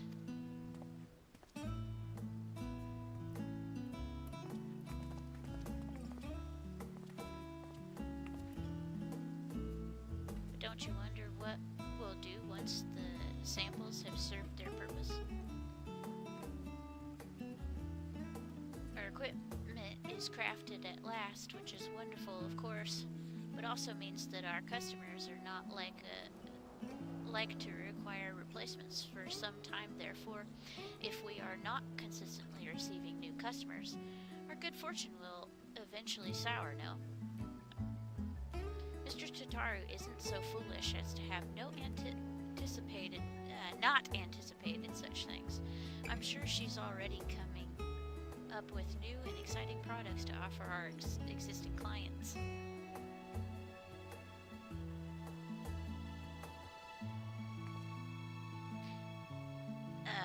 Actually, I had an idea of my own for a new product, I mean. In fact, I presented it to Mistress Tataru just the other day. A new uniform to outfit the academics and researchers of Charlian. That's probably what I'm gonna get. Oh, how interesting. And what did she say? Well, she seemed hesitant, which I could only interpret as reluctance to hurt my feelings with explicit rejection. But then she told me to look into it further and draft a formal proposal for review. That's wonderful, Medina. When she said to look into it further, did she mean for you to conduct some manner of market survey of the academics and researchers? Just so. But, well, some are involved in such sensitive work that simply approaching them is out of the question. Which is to say, my petition to enter Labyrinthos was denied. Instead, I decided to try the studium. A secretarial mammoth was only too happy to schedule a meeting with an academic representative. But now that it's come down to it, I'm feeling ill with nerves. If it were on Mistress Tataru's behalf, it would be different, but this was my initiative, my idea. I'd offer to accompany you, but I have to mind the counter. Perhaps you could offer Medina your support. Of course.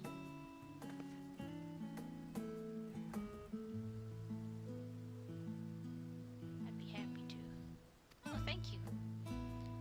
Can I come as well? I'd like to start thinking of what supplies we'll need for our artisans once your plan is approved.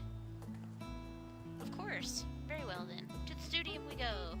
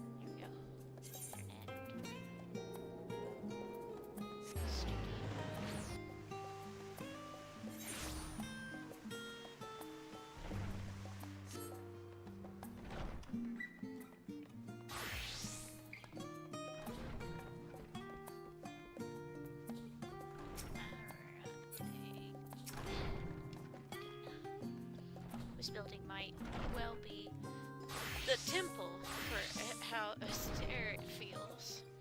I'm glad I have your company. I was told...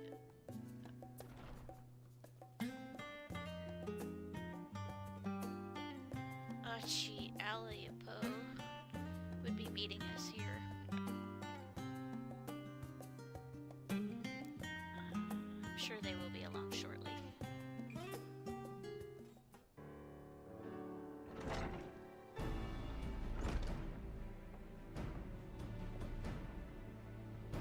Hello, representatives from Tataru's boutique, I presume.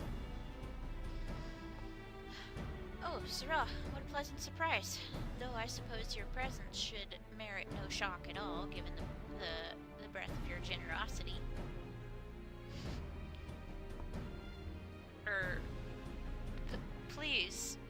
Pleased to make your acquaintance. My name is Medina, and I'm ever so obliged to you for making the time to speak with us. Chit Aliapo at your service, and there's no need to stand on ceremony, I assure you. Most of our academics are far more concerned with their research than pleasantries, admittedly to their detriment at times. Anyway, how may I help you this evening?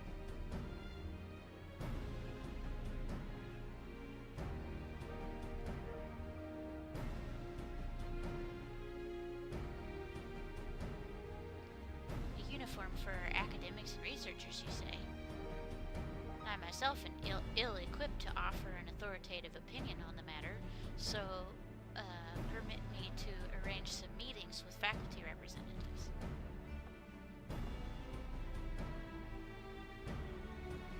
Please make yourselves comfortable in the auditorium while I go and summon a few of our more personable personnel.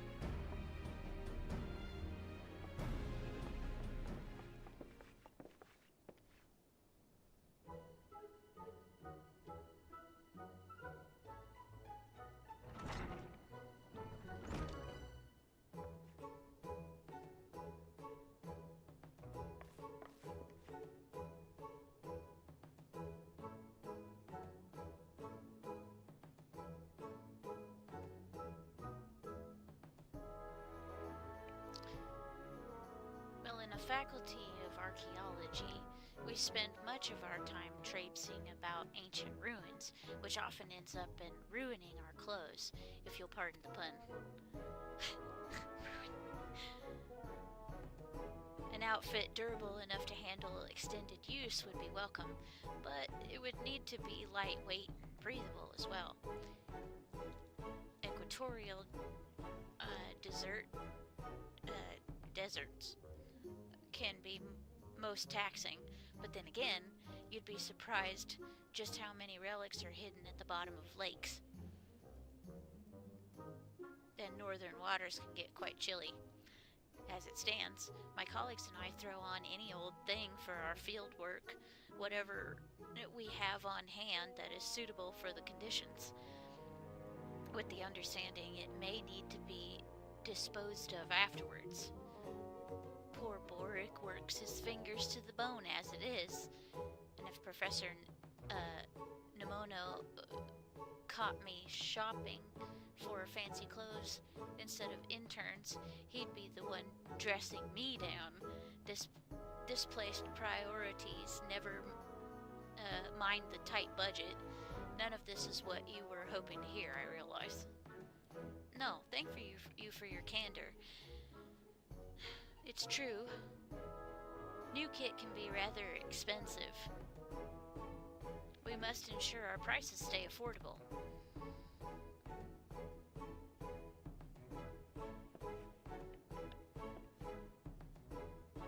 The ideal outfit for astronomers? Great German mentioned something about fashion recently when we were stargazing. What was it? 'Tis not the clothes that make the man, Jude, but the man that makes the clothes. Yes, very lovely and poetic, but I haven't the foggiest what it means.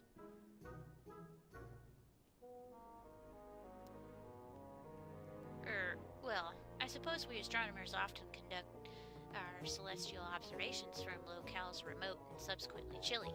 You know, mountain tops and the like. So, something warm?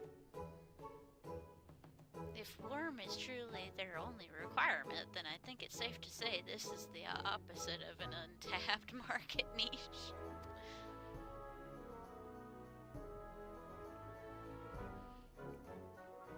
The Faculty of Medicine has strict requirements for dress on account of hygiene regulations.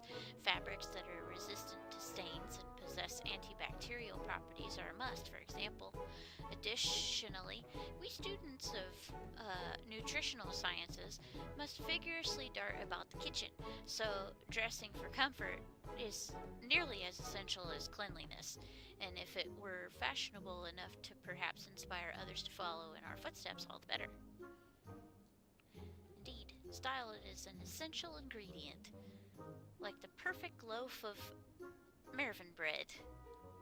The ideal outfit should not only embody practicality, but leave all who behold it with a feeling of aesthetic satiety.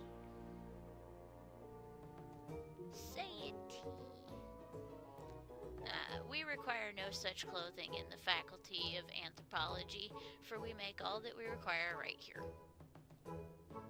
Rather, Professor Tankin prefers to do so, that he may better understand how necessity begets innovation. I can't say I completely agree with the logic, though. I suppose I've grown to appreciate his sense of aesthetics now that the professor and I are. But that has little bearing on your project. Married, you mean? An outfit that ameliorates aether sickness, without a doubt. Oh, I bet. Boy, I'd love such a product if we could make it. You'd think we at the Facility of Aetherology would have developed such an outfit by now. No.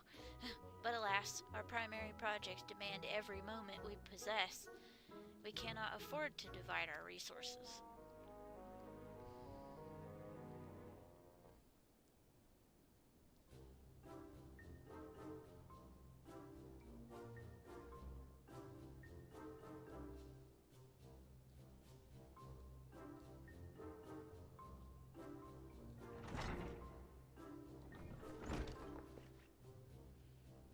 Well, how did it go? I don't know. To be honest, everyone has such different preferences that I'm not sure if it's even possible to satisfy them all. Fair concern. The studium's faculties are filled with opinionated individuals, each with their own peculiarities. Additionally, our academics spend much of their time engaged in field work as opposed to seminars, which further complicates stipulations of dress. In other words, we have our work cut out for us.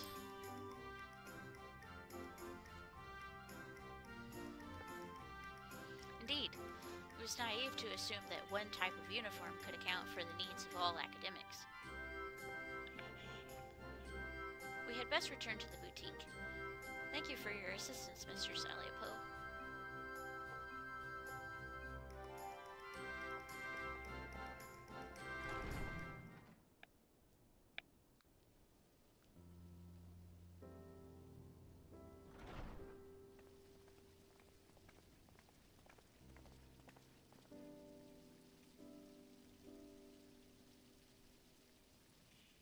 I truly thought I had a good idea. No doubt Mistress Tataru knew its folly, but had me research it regardless, so that I might reach the conclusion on my own.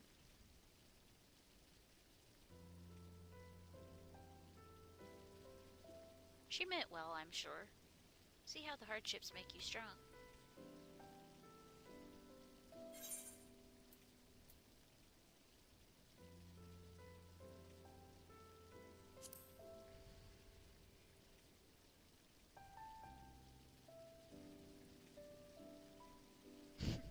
Well, I'm still here.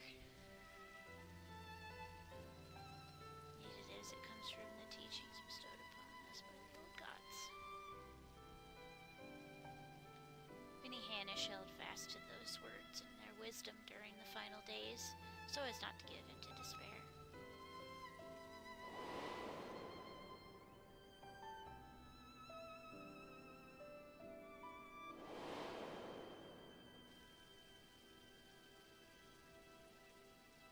Oh, yeah, she's quick.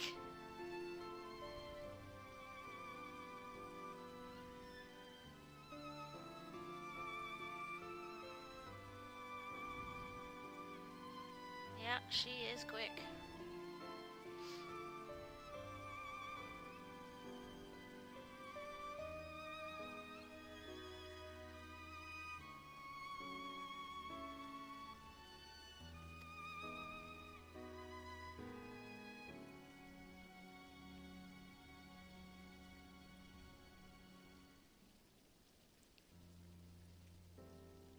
So long as we live by their teachings, there is no hardship we cannot overcome.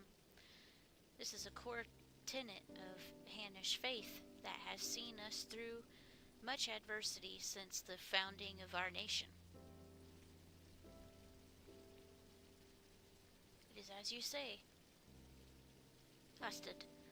Yet until you did not occur to me to consider how they might apply to my personal struggle. Coming to Charlian and working with Mistress Tataru at the boutique, I've met so many peoples from all sorts of cultures, but in trying so hard to accommodate their wants and needs, I fear my own heritage has become an afterthought. Welcome to America.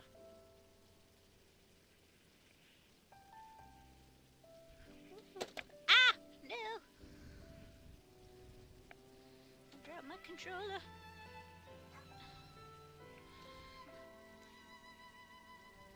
There's no shame in dedicating yourself to your work.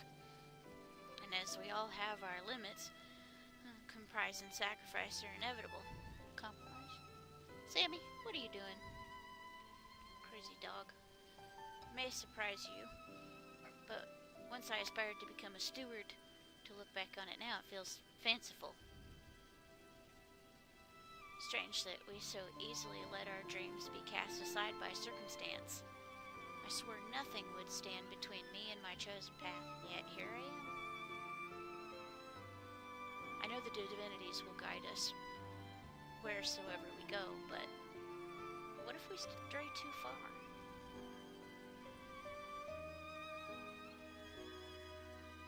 Would I be a fool to suggest that perhaps we should return to Thavnir? But Mistress Tataru has done so much for us. Cannot simply leave the boutique on a moment's notice. Maybe not. But what of our family and friends? It's one thing for us to send money and well wishes, but I wonder if we could not do more if we were there, helping to rebuild. We haven't been back to the village since the final days, and if we're already forgetting our old lives, I don't know.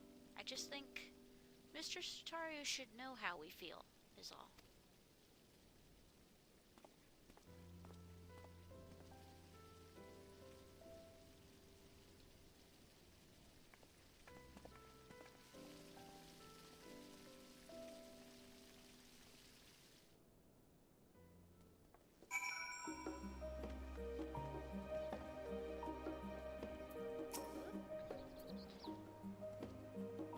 Barcerid says that Mr. Tataru should be stopping by soon. When I asked how she felt about returning to Thavnir, she said she'd need time to consider. For my part, at least, I think consulting with Mistress Tataru will help put my mind at ease.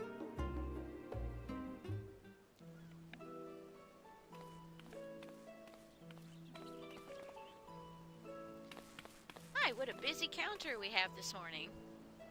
Hosted, it's good to see you out from behind your usual shipping crates. Yes, I thought I'd come and help Medina with her research. We've just returned from interviewing academics at the studio. About that, Mistress Tataru.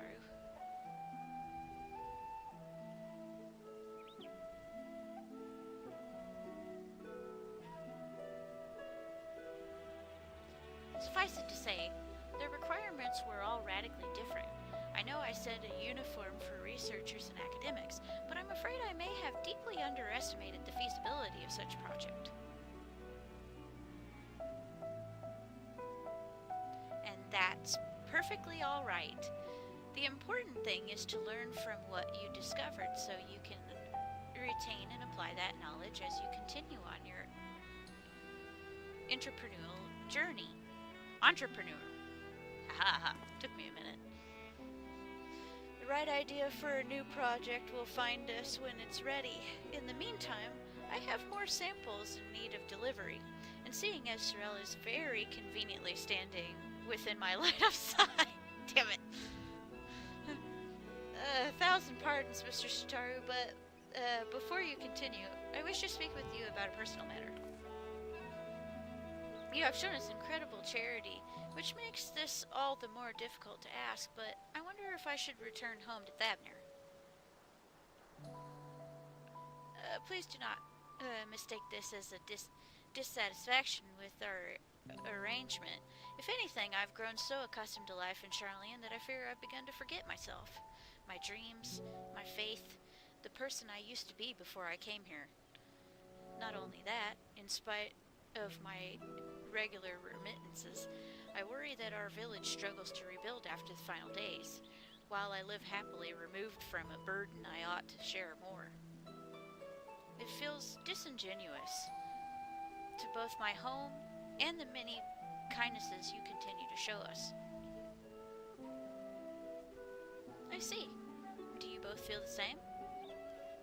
I've been so devoted to my work that I hadn't given much thought to returning until Hastad mentioned it, but to claim that I am not worried about the village would be a lie.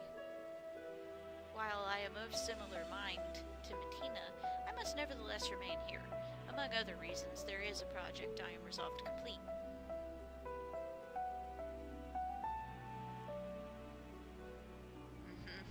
I know what you mean.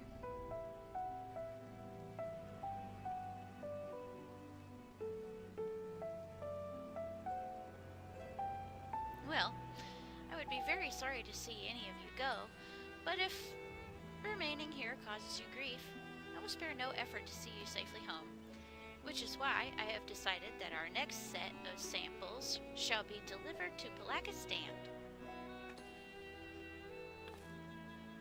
Furthermore, I ask that those who wish to visit accompany Sorel on his errand, seeing how your village fares is no doubt the best thing for seeing how your village fares is no doubt the best thing for you both right now. It will help you understand your feelings, after which we may proceed howsoever we desire.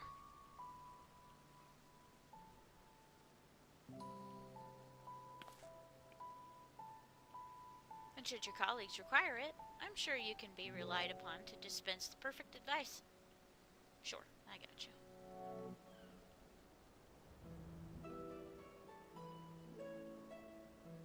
Medina, Hastad, give everyone my regards. Then it's settled. I'll begin preparing the samples at once. Allow me to assist.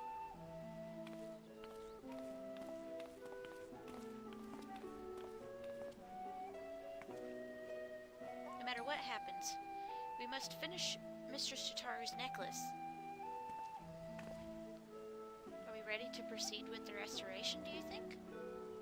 I dare say we have enough additional materials, thanks to Sorel's dedication. As for the work itself, I thought we could entrust it to the lapidary Mistress Tataru once apprenticed with.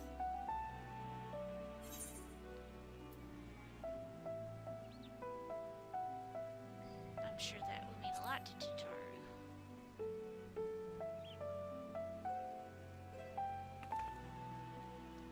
Glad you think so as well. Let's leave the necklace in Varsard's capable hands and join Hastad in Scholar's Harbor.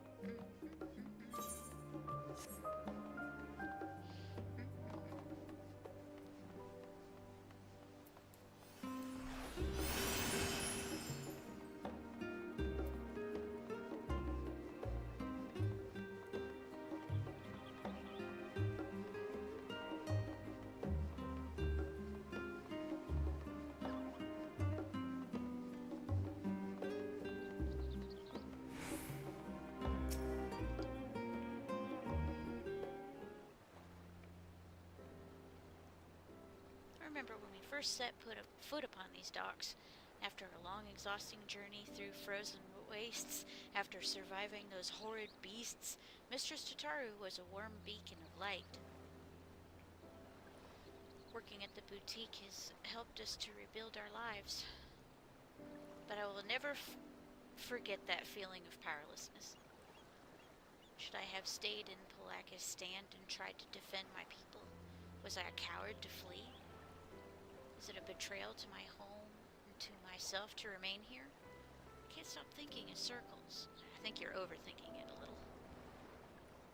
Anyway, I'm glad for this opportunity to better understand where my heart truly lies.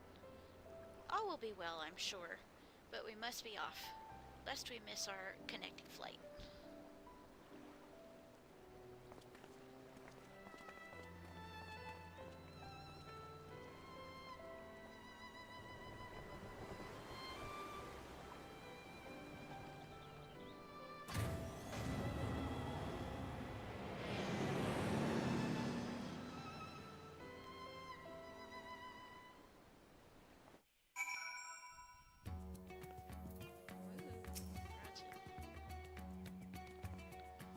Back. We're truly back in Thavnair. Was Rodzit Han always this grand? I can't believe we lived so close yet so rarely made the trip. You remember how it was? Village duties always kept us all too busy for travel. Defending pilgrims was trying enough for the stewards even before the final days. Wonder how many temple roads are still traversable. If even those in Rodzit Han struggle to travel for worship, our feelings of estrangement may be more common than we think. Since we've come all this way, would you mind terribly if Hostet and I toured the city on our own? Let's plan to meet in Pelagistan. Okay.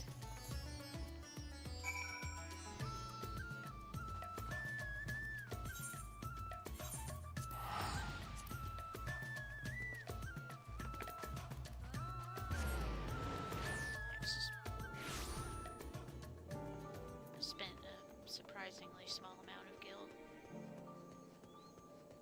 teleporting around. Nope, not here. Up the stairs. Yep, up the stairs.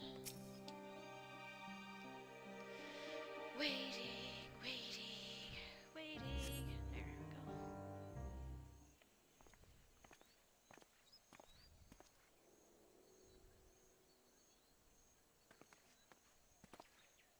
Home at last. Yes, home. I can finally breathe again. Come, let's go and find the Elder.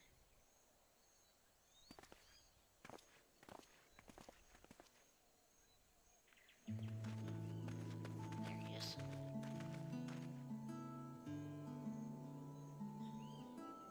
Elder Yeruvet. Hostet. Medina. How wonderful it is to see you. I have been so worried. Tell me, how is life in Charlian? Are you being treated well? Oh, yes, Elder. Our employer, Mistress Tataru, is the kindest of business women. In fact, she arranged for us to accompany Sorel on his errand here, so we might enjoy some time at home. That's very good of her indeed. I am relieved to hear you are being looked after. You are ever a guardian to our people. Thank you for seeing these children safely home. Now then, what is this errand you speak of? Brought you some stuff. I brought you goods. I brought the goods. How splendid! Our stewards shall put these to good use. You may be assured. If only we could repay your generosity with something even half as marvelous. Alas, ours is a village of little extravagance. Everything seems as ever it was. Indeed, with the support of the Radiant Host and the funds you and the others have sent, we have regained much of the peace we once knew. Thank the sisters. Still, there was something I wish to speak with you about, Elder.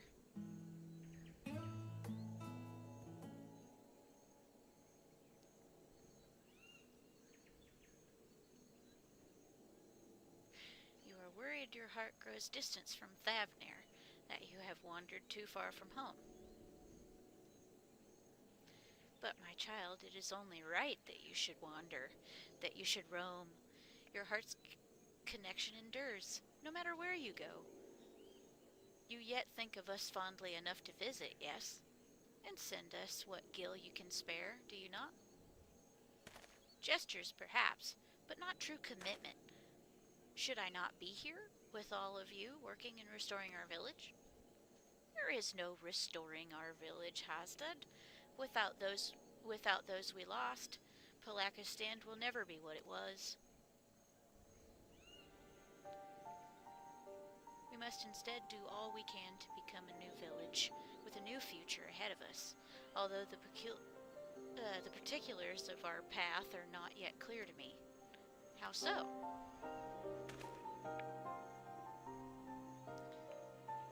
Ours has always been a settlement of stewards, as well you know, tasked with the protection and preservation of Thavner's sacred sites. But we have seen our roads shaken and temples defiled by beasts. The material is not always within our ability to protect. What is everlasting is our faith, the bonds between our people and the divine. Through the old teachings, we remind ourselves of life's meaning. Yet, if we wish to ensure our traditions endure for generations to come, should we not strive to do more than maintain our temples until pilgrims deign to visit? But I do not wish to tire you with an old man's musings. Surely there are other ways to ensure our people remain connected to their heritage and faith. All we need is the right idea, something new our village could offer. Well. My words seem to have inspired you, and with the worldly insights you have gained, I'm sure any future you envision for Palakistan will be nothing short of remarkable. But there's no need to rush. Take some time to speak with the others and make yourself at home.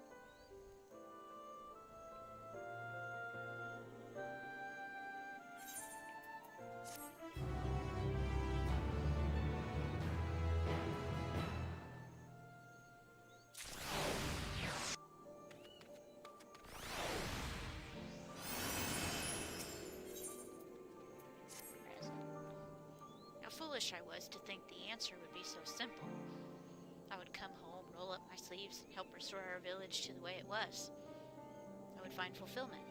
Alas, not all that was lost can be reclaimed. Our people face a new struggle, but perhaps by discovering new ways for the village to fulfill its duty, we might yet help our community. Exactly, like the elder said, surely our experiences in Charlian have given us a unique perspective.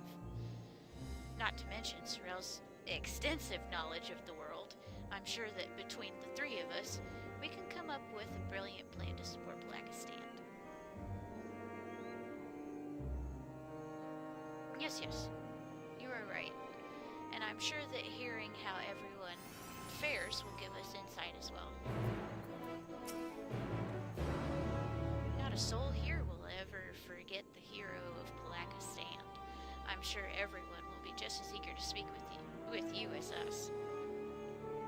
There are also others with whom I'd like to speak once we've finished here.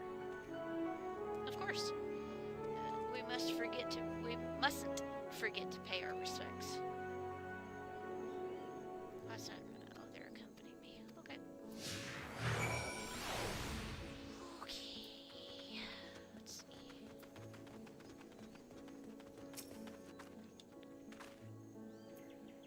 Excuse me. I couldn't help but notice that beautiful equipment you delivered to me earlier. As a weaver who crafts armor for our stewards, I would love to hear more about its origins. Created in cooperation with guilds from across the world? Oh. I must have a closer look. The final days exposed the limitations of my skills. Traditional Thavnerian techniques alone did not suffice. I'm eager to hone my craft by studying the work of foreign artisans. Although in my weaker moments I often wonder if purchasing armor for our stewards would be the superior solution. Alas, that would require a surplus of coin, as well as available product. As a village sustained by donations and remittances, we would be hard-pressed to afford anything so expensive. even if such suppliers were to venture this deep into the jungle.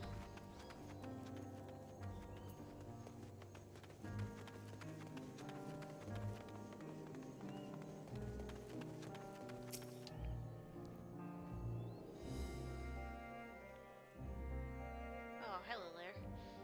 Staying for a while or just passing through?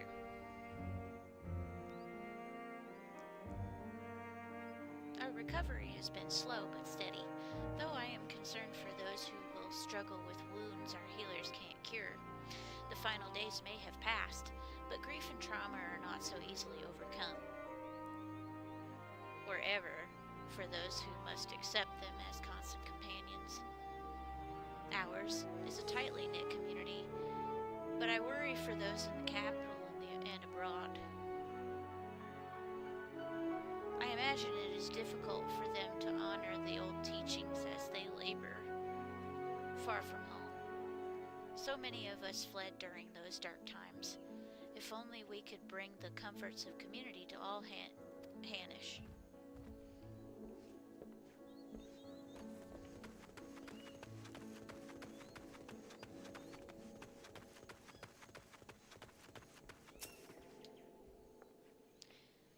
If it isn't Hazdad and Medina, accompanied by our savior no less. Welcome home, welcome home.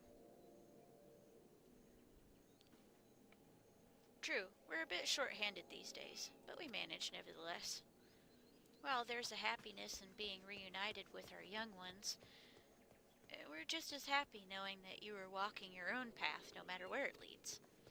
I remember Hazdad couldn't wait to become a steward when he was little, but as far as I'm concerned, sending aid from afar is just as praiseworthy as tending to the temples here. Times are changing. Who is to say that this cannot be another form of stewardship?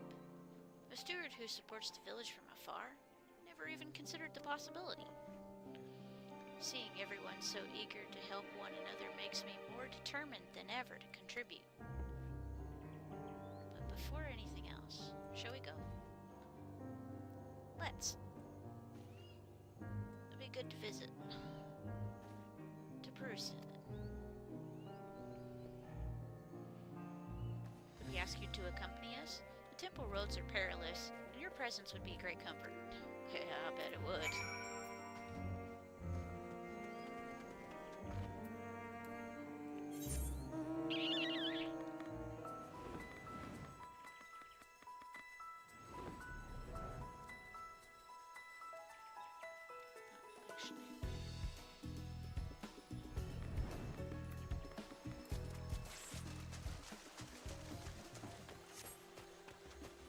Just a little circle. There it is.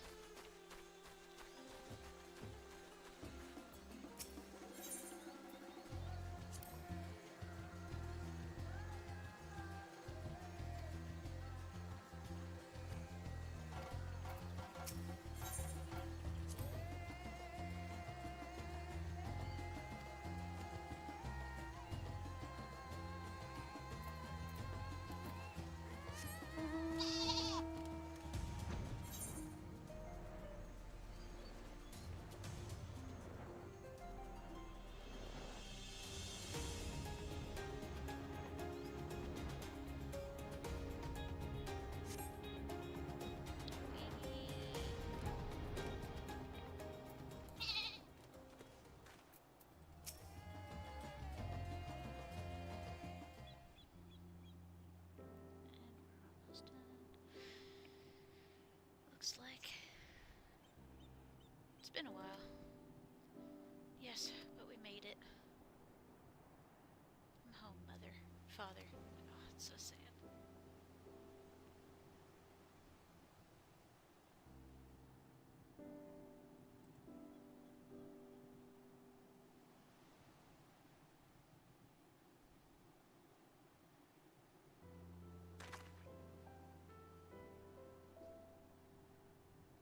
Here at Perusa we may commune with the spirits of the departed. Neither Medina's nor my parents survived the final days. I told them about how you saved us and that we're doing well. I know they will rest easier for it.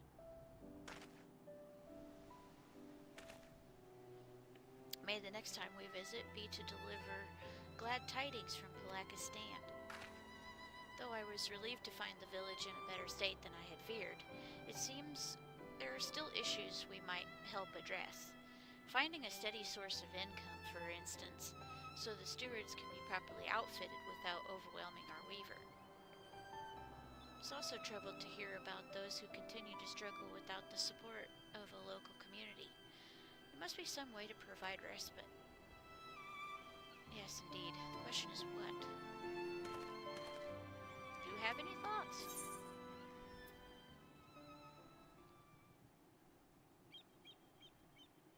Never underestimate the power of a partnership.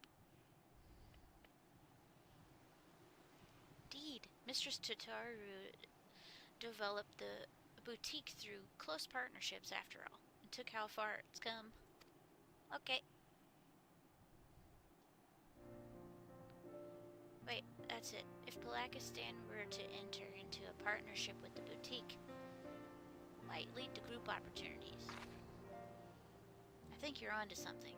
If the boutique sold wares the village produced, for instance, our people would have a reliable revenue stream. But what can Palakistan offer to whom? How about amulets and talismans? Or images of the deities? Something simple, created with love for our homeland and our faith, so no one forgets or feels forgotten. I like that. Our temples were created in remembrance of our ancestors and divine teachings, but reminders needn't only take the form of great works. A small keepsake may be just what our scattered brethren need to reassure themselves that they are still members of the community. This could be the answer we were looking for. I can't wait to tell Mr. Sataru.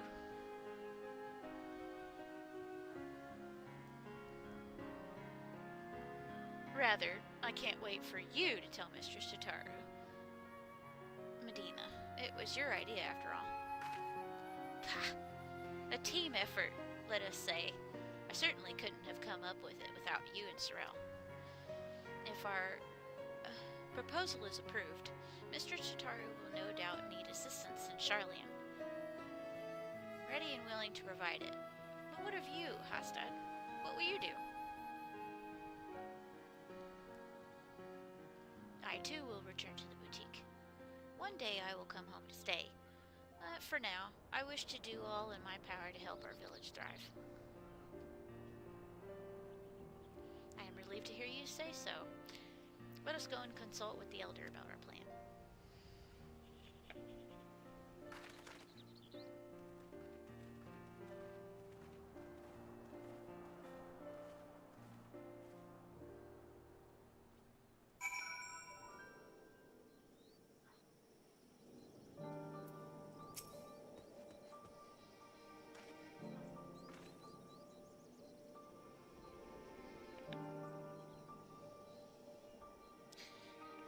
Kind enough to escort these children to Perusia. Again, you have my gratitude. Are your feelings any clearer for it? I think so. Medina and I talked it over, and we believe we have struck upon a new way the village might support our people.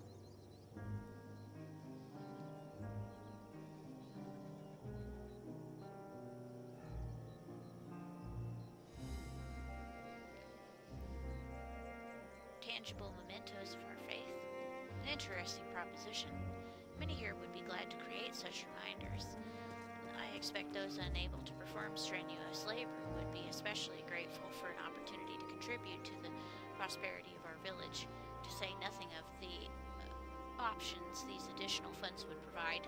But most importantly, we would be able to help those who have chosen to live apart from us feel that much more connection to their community and their faith. I'm proud of you both for discovering such an innovative way to do so.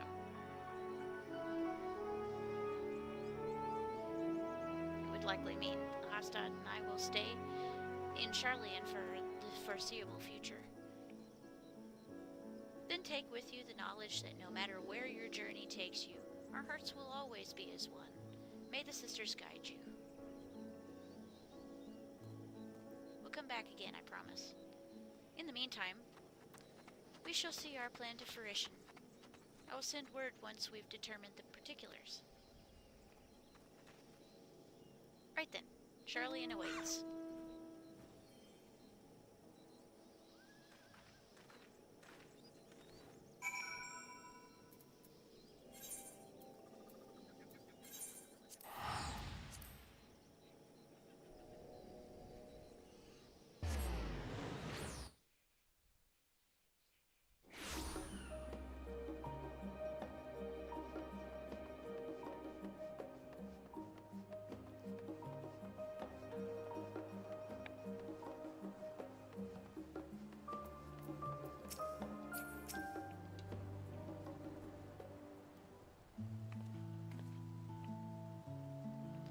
Sorrel, the necklace is back from the lapidary. He had nothing but fond memories of Mr. Sitaru and was eager to pour his everything into the restoration. The result is magnificent. The original sapphire, accented with black pearl from the ruby sea and rose shell of World, united by a length of Makai leather, a singular necklace symbolizing Mr. Sitaru's past and present. By the sisters, what a remarkable gift. However, it wants for a finishing touch. Preferably by your hand, Cyril. And after hearing about your visit to Palakistan, I know just the thing. Oh yeah? In short, we will be proposing a new line of product to help our people feel closer to their roots, yes? So, in honor of Mr. Sitaru's roots, I would have you inscribe the symbol of Naltal upon the back of the pendant.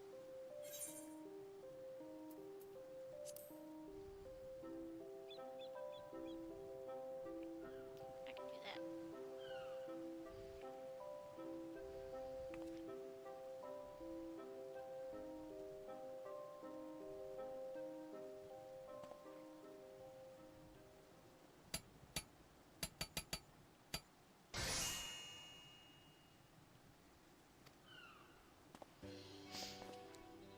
Painstaking effort, you say? I'm sure she will adore it. Our work is officially done.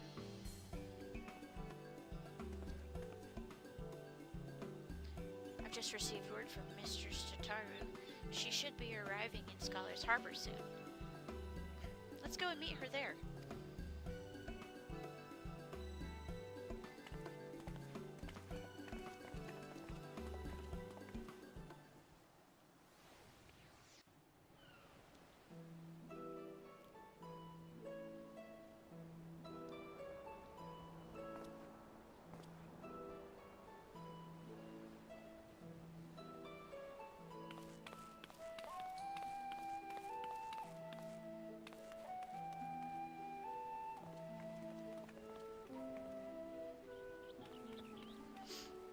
Wasn't expecting a personal escort from the docks, though I dare say I could grow accustomed to it.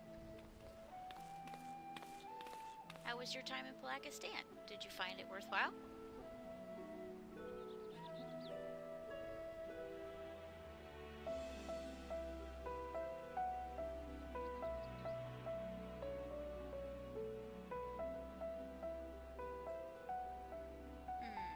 So while they do have interest in our equipment, matters of recovery are their greater concern at present.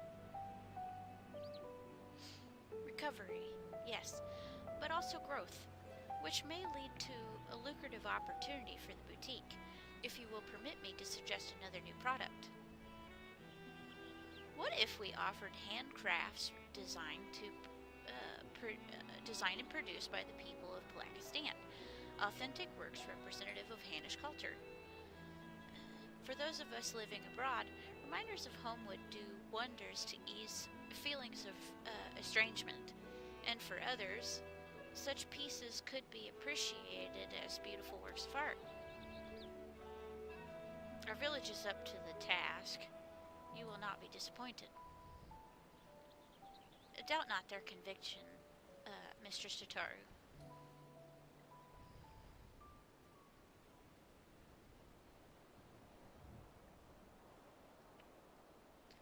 A product that embodies Thavnir's spiritual beauty. To be shared with the whole world? Why, the boutique should offer nothing less. Though we've made wonderful progress with our samples, I believe it's time for a change of pace.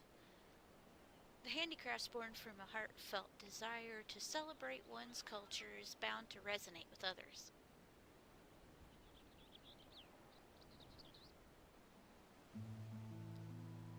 Given her eagerness, I presume Medina intends to stay and help facilitate this new venture. But what about you, Hastad? You felt the call to return to Thavnir rather more strongly, as I recall. Yes, well, after talking with everyone at home, I realized that living apart from them does not mean I must forsake my childhood dreams of service.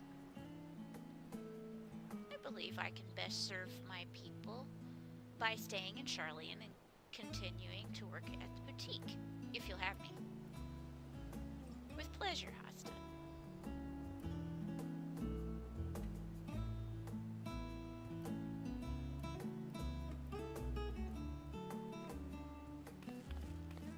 Mr. Satoru, if it would not be untoward, we would like to present you with a small token of our appreciation for everything you've done for us.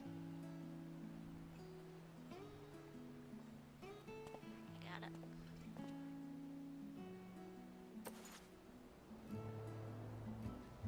Not untoward at all. Rest assured that I graciously accept all offerings of praise and adoration, especially ones as fine as this. She does actually have it in her hand. But how queer. This sapphire looks remarkably like the one my... Thrill, is this my mother's sapphire?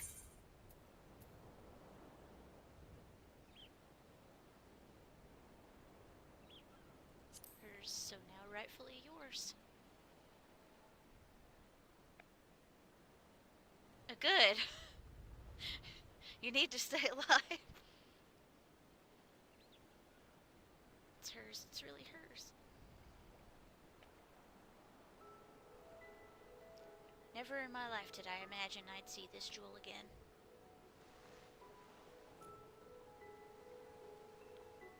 It was part of a family heirloom. When my mother was married, she received it from her mother. How her eyes sparkled when she spoke of one day giving it to me, I'll never forget. But when Father's business failed, we lost everything, and that was the last I saw of it. Though your heirloom did not survive in its entirety, Master Pippin managed to recover the sapphire. From there, we collected parts from clients during sample deliveries and commissioned the necklace you now hold. Now that I think of it, Sorrel often did receive mysterious gifts on those visits. So that's what it was about.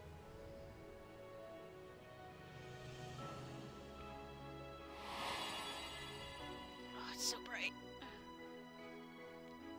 Time after time, I am reminded that a fortune in coin promises only a fraction of what a wealth of friendship provides. When my family lost its last guild, I became a lapidary's apprentice, and that's how I met a certain miner named Minfilia.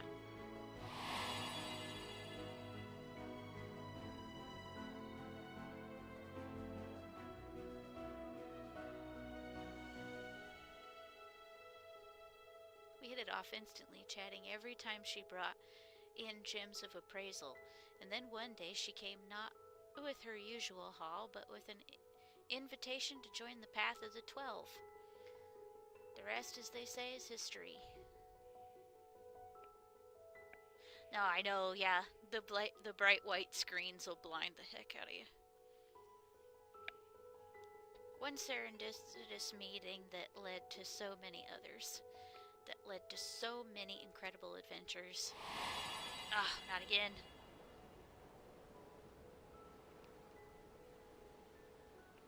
That saw a poor little girl reunited with a priceless memento.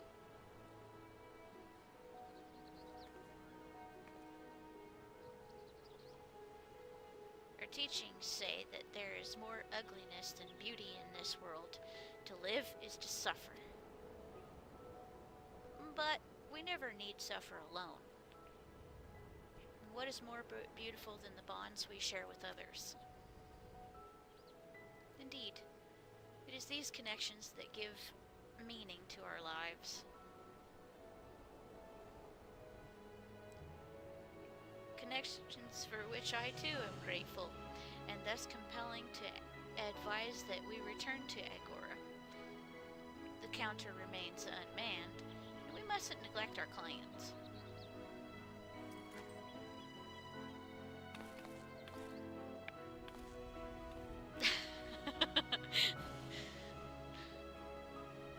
Victory! No blindness.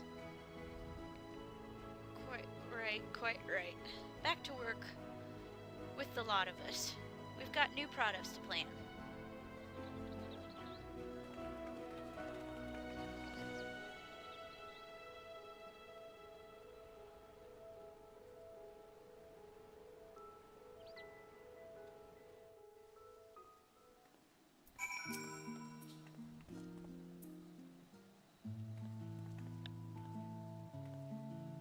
Crying? I don't know what you're talking about. On behalf of the entire boutique, allow me to thank you for all you have done. I'm ashamed to admit that in our excitement to prepare Mistress Tataru's surprise, Varsarid and I failed to prepare something for you. Oh, sure you did. And that sounds like the cue for Mistress Tataru.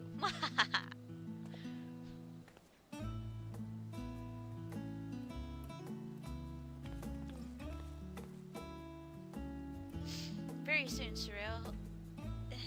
Here we'll no doubt embark upon another journey to corners of the world unknown, as he is wont to do. So to wish you well in making new friends, and to remind you of those who will always hold you in their hearts, I have prepared bespoke chocobo barding. Oh. Crafted with love by one Tataru Taru. Oh boy, something to put on my chocobo. I haven't changed chocobo barding since the Zodiac barding came out.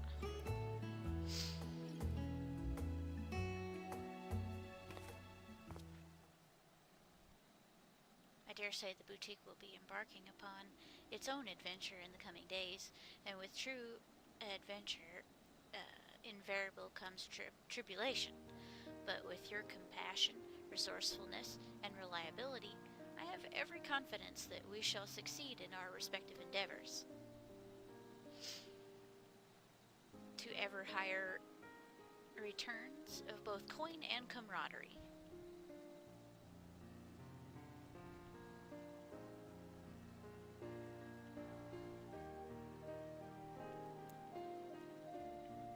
Oh, and don't think just because you're running off to the other side of the world that I don't intend to solicit your future involvement, Sorel. Oh, shit.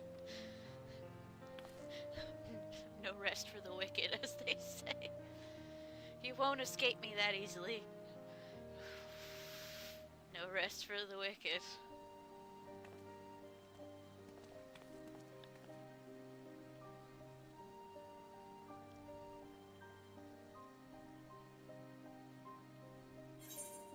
Cute. Oh, and a framer's kit. Okay.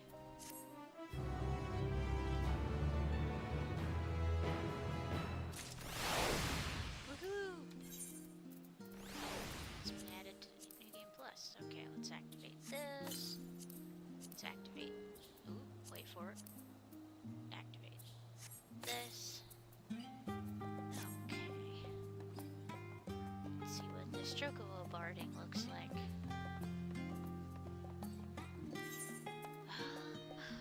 Let's see, where's a good place?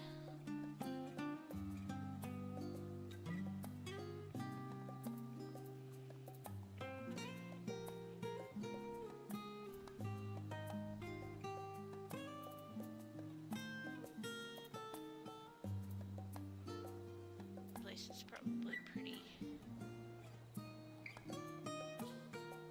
bright.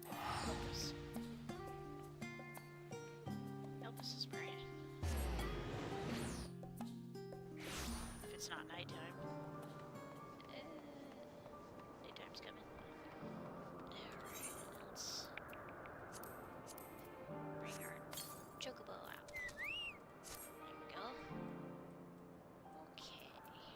Character, companion, appearance. Behemoth, round table, most movables, wayward, party, no lie, dragoon party, paladin party, not interested party. Where the heck did it go? I did activate it, didn't throw it out, did I? Party, gamble party, wild rose party, flames, shifter, soccer party, plum party.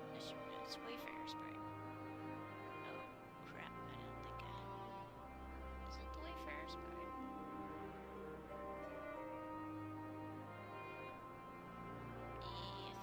Yeah, I think it is.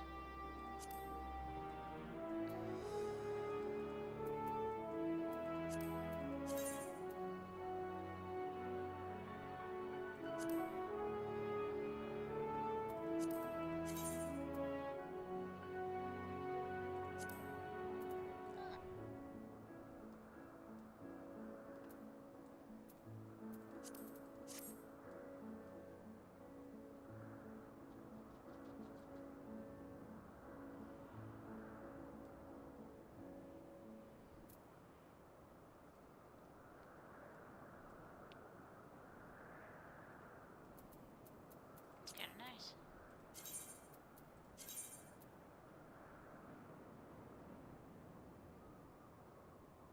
Dang, I forgot I had so many chocobo parties. Okay, so we did that. Hyper, I need to sell this sheet. Start a new MSU. Okay, Hyper Hustle trophy. I need to put that away.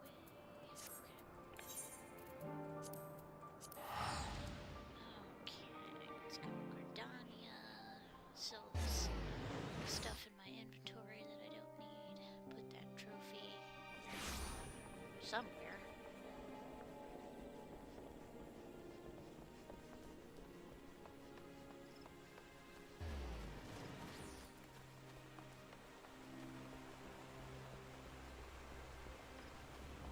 Free company room, probably.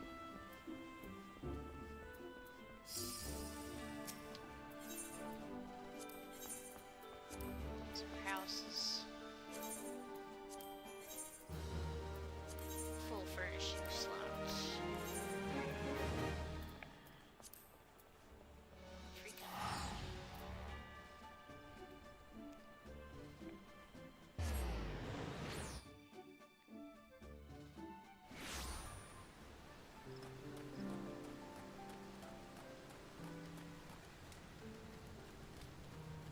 Ah, the plants! The plants! The plants are purple! No!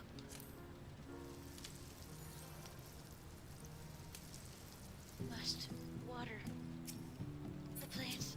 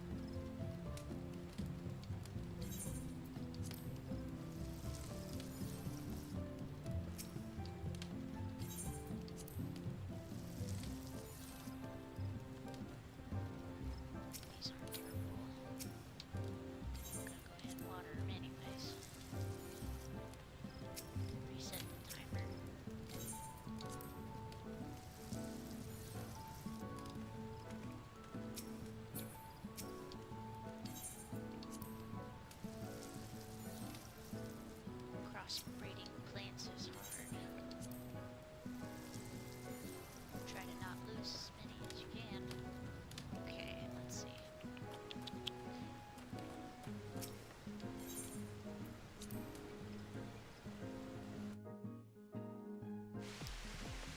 $4.20.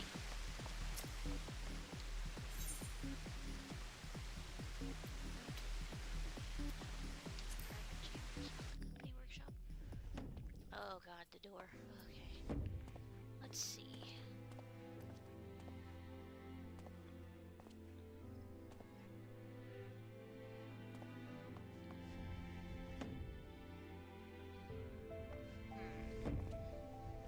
It might fit there.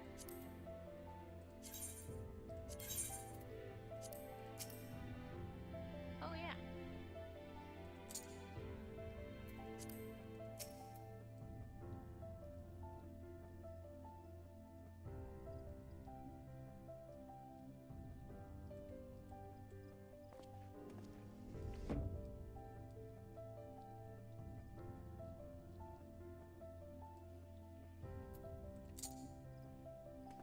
There we go.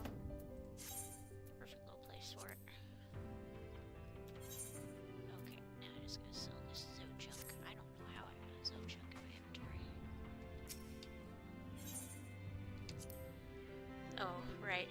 I think it was sneakily traded to me.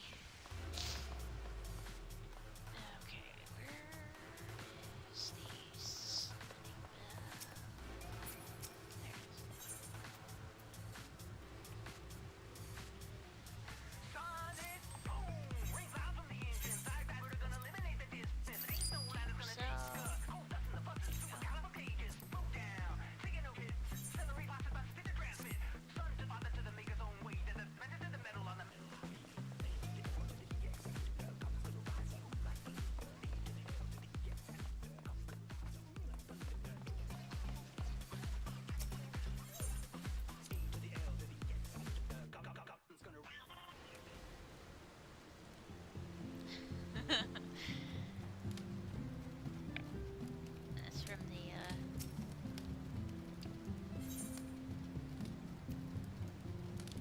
That's from the special remix album.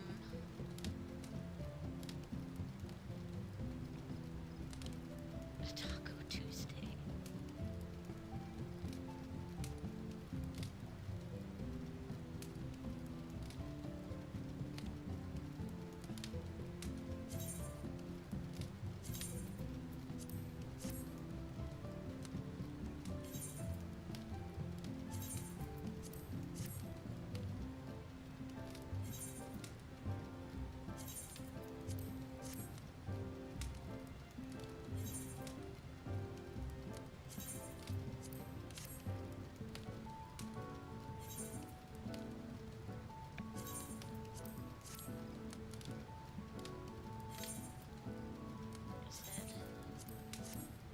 Soken can't compose a bad song.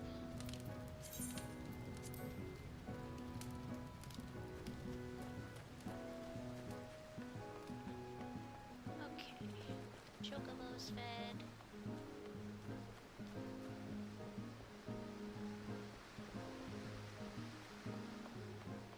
Now,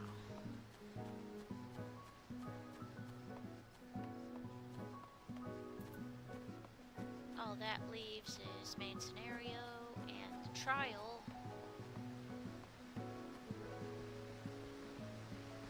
For Hildebrand.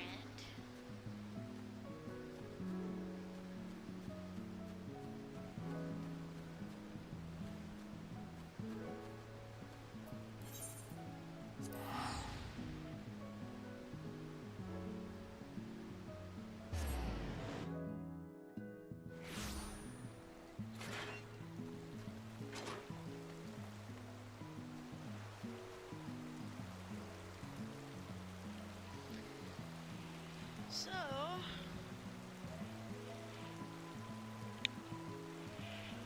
not gonna do those until Izzy gets home from work, so that leaves the question,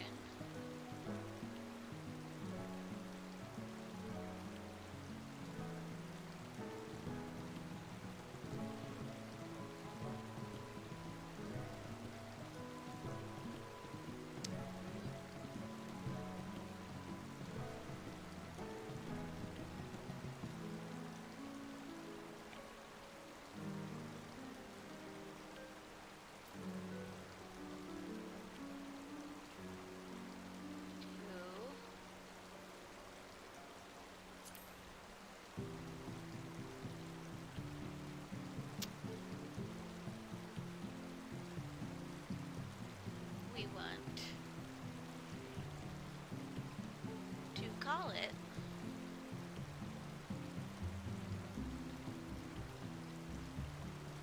until she comes back later, or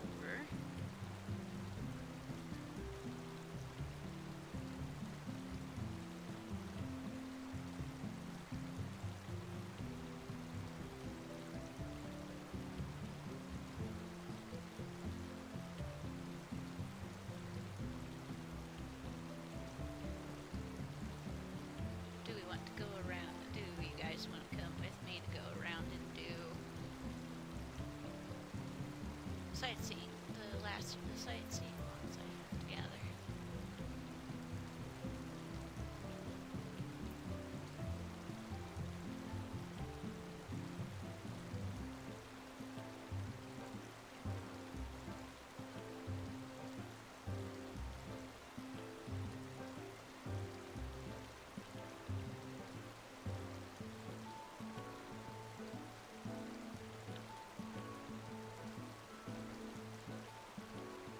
Tell you what, we went for quite a while. I'll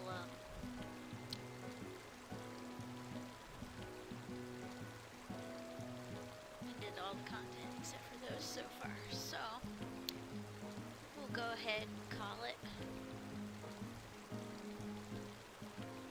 I'll go ahead and get me something to eat and all that, then I'll be back whenever Izzy gets home. Now, it'll be kind of really early for some of you guys, so probably better you can just watch the archived after the fact. Yeah, the VOD. Yep, you can watch the VOD afterwards, because it'll be pretty early.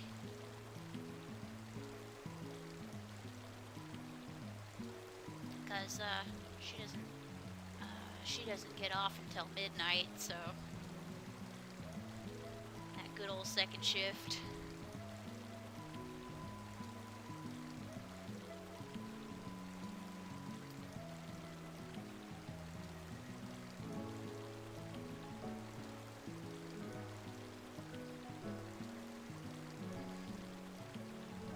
Welcome. I thought, hey, if I'm gonna go ahead and do new patch, might as well.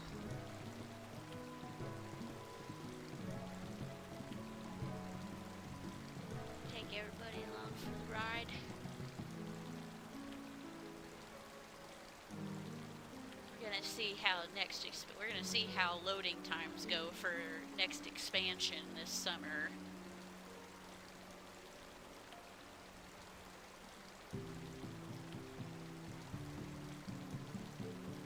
Loading times are too crazy, it ain't happening.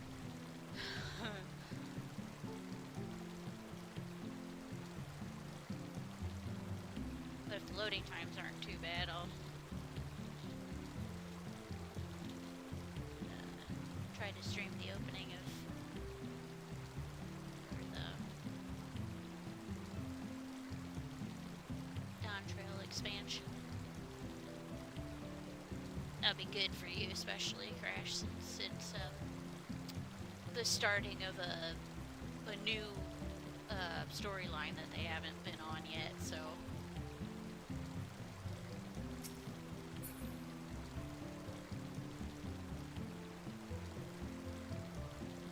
it'll probably be a little easier to follow what the heck is going on.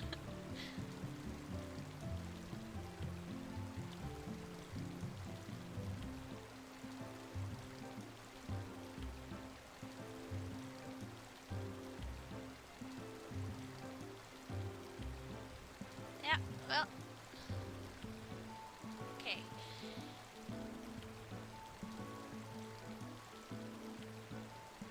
You have a good day at work. Okay, you too have a good day at work. See you later.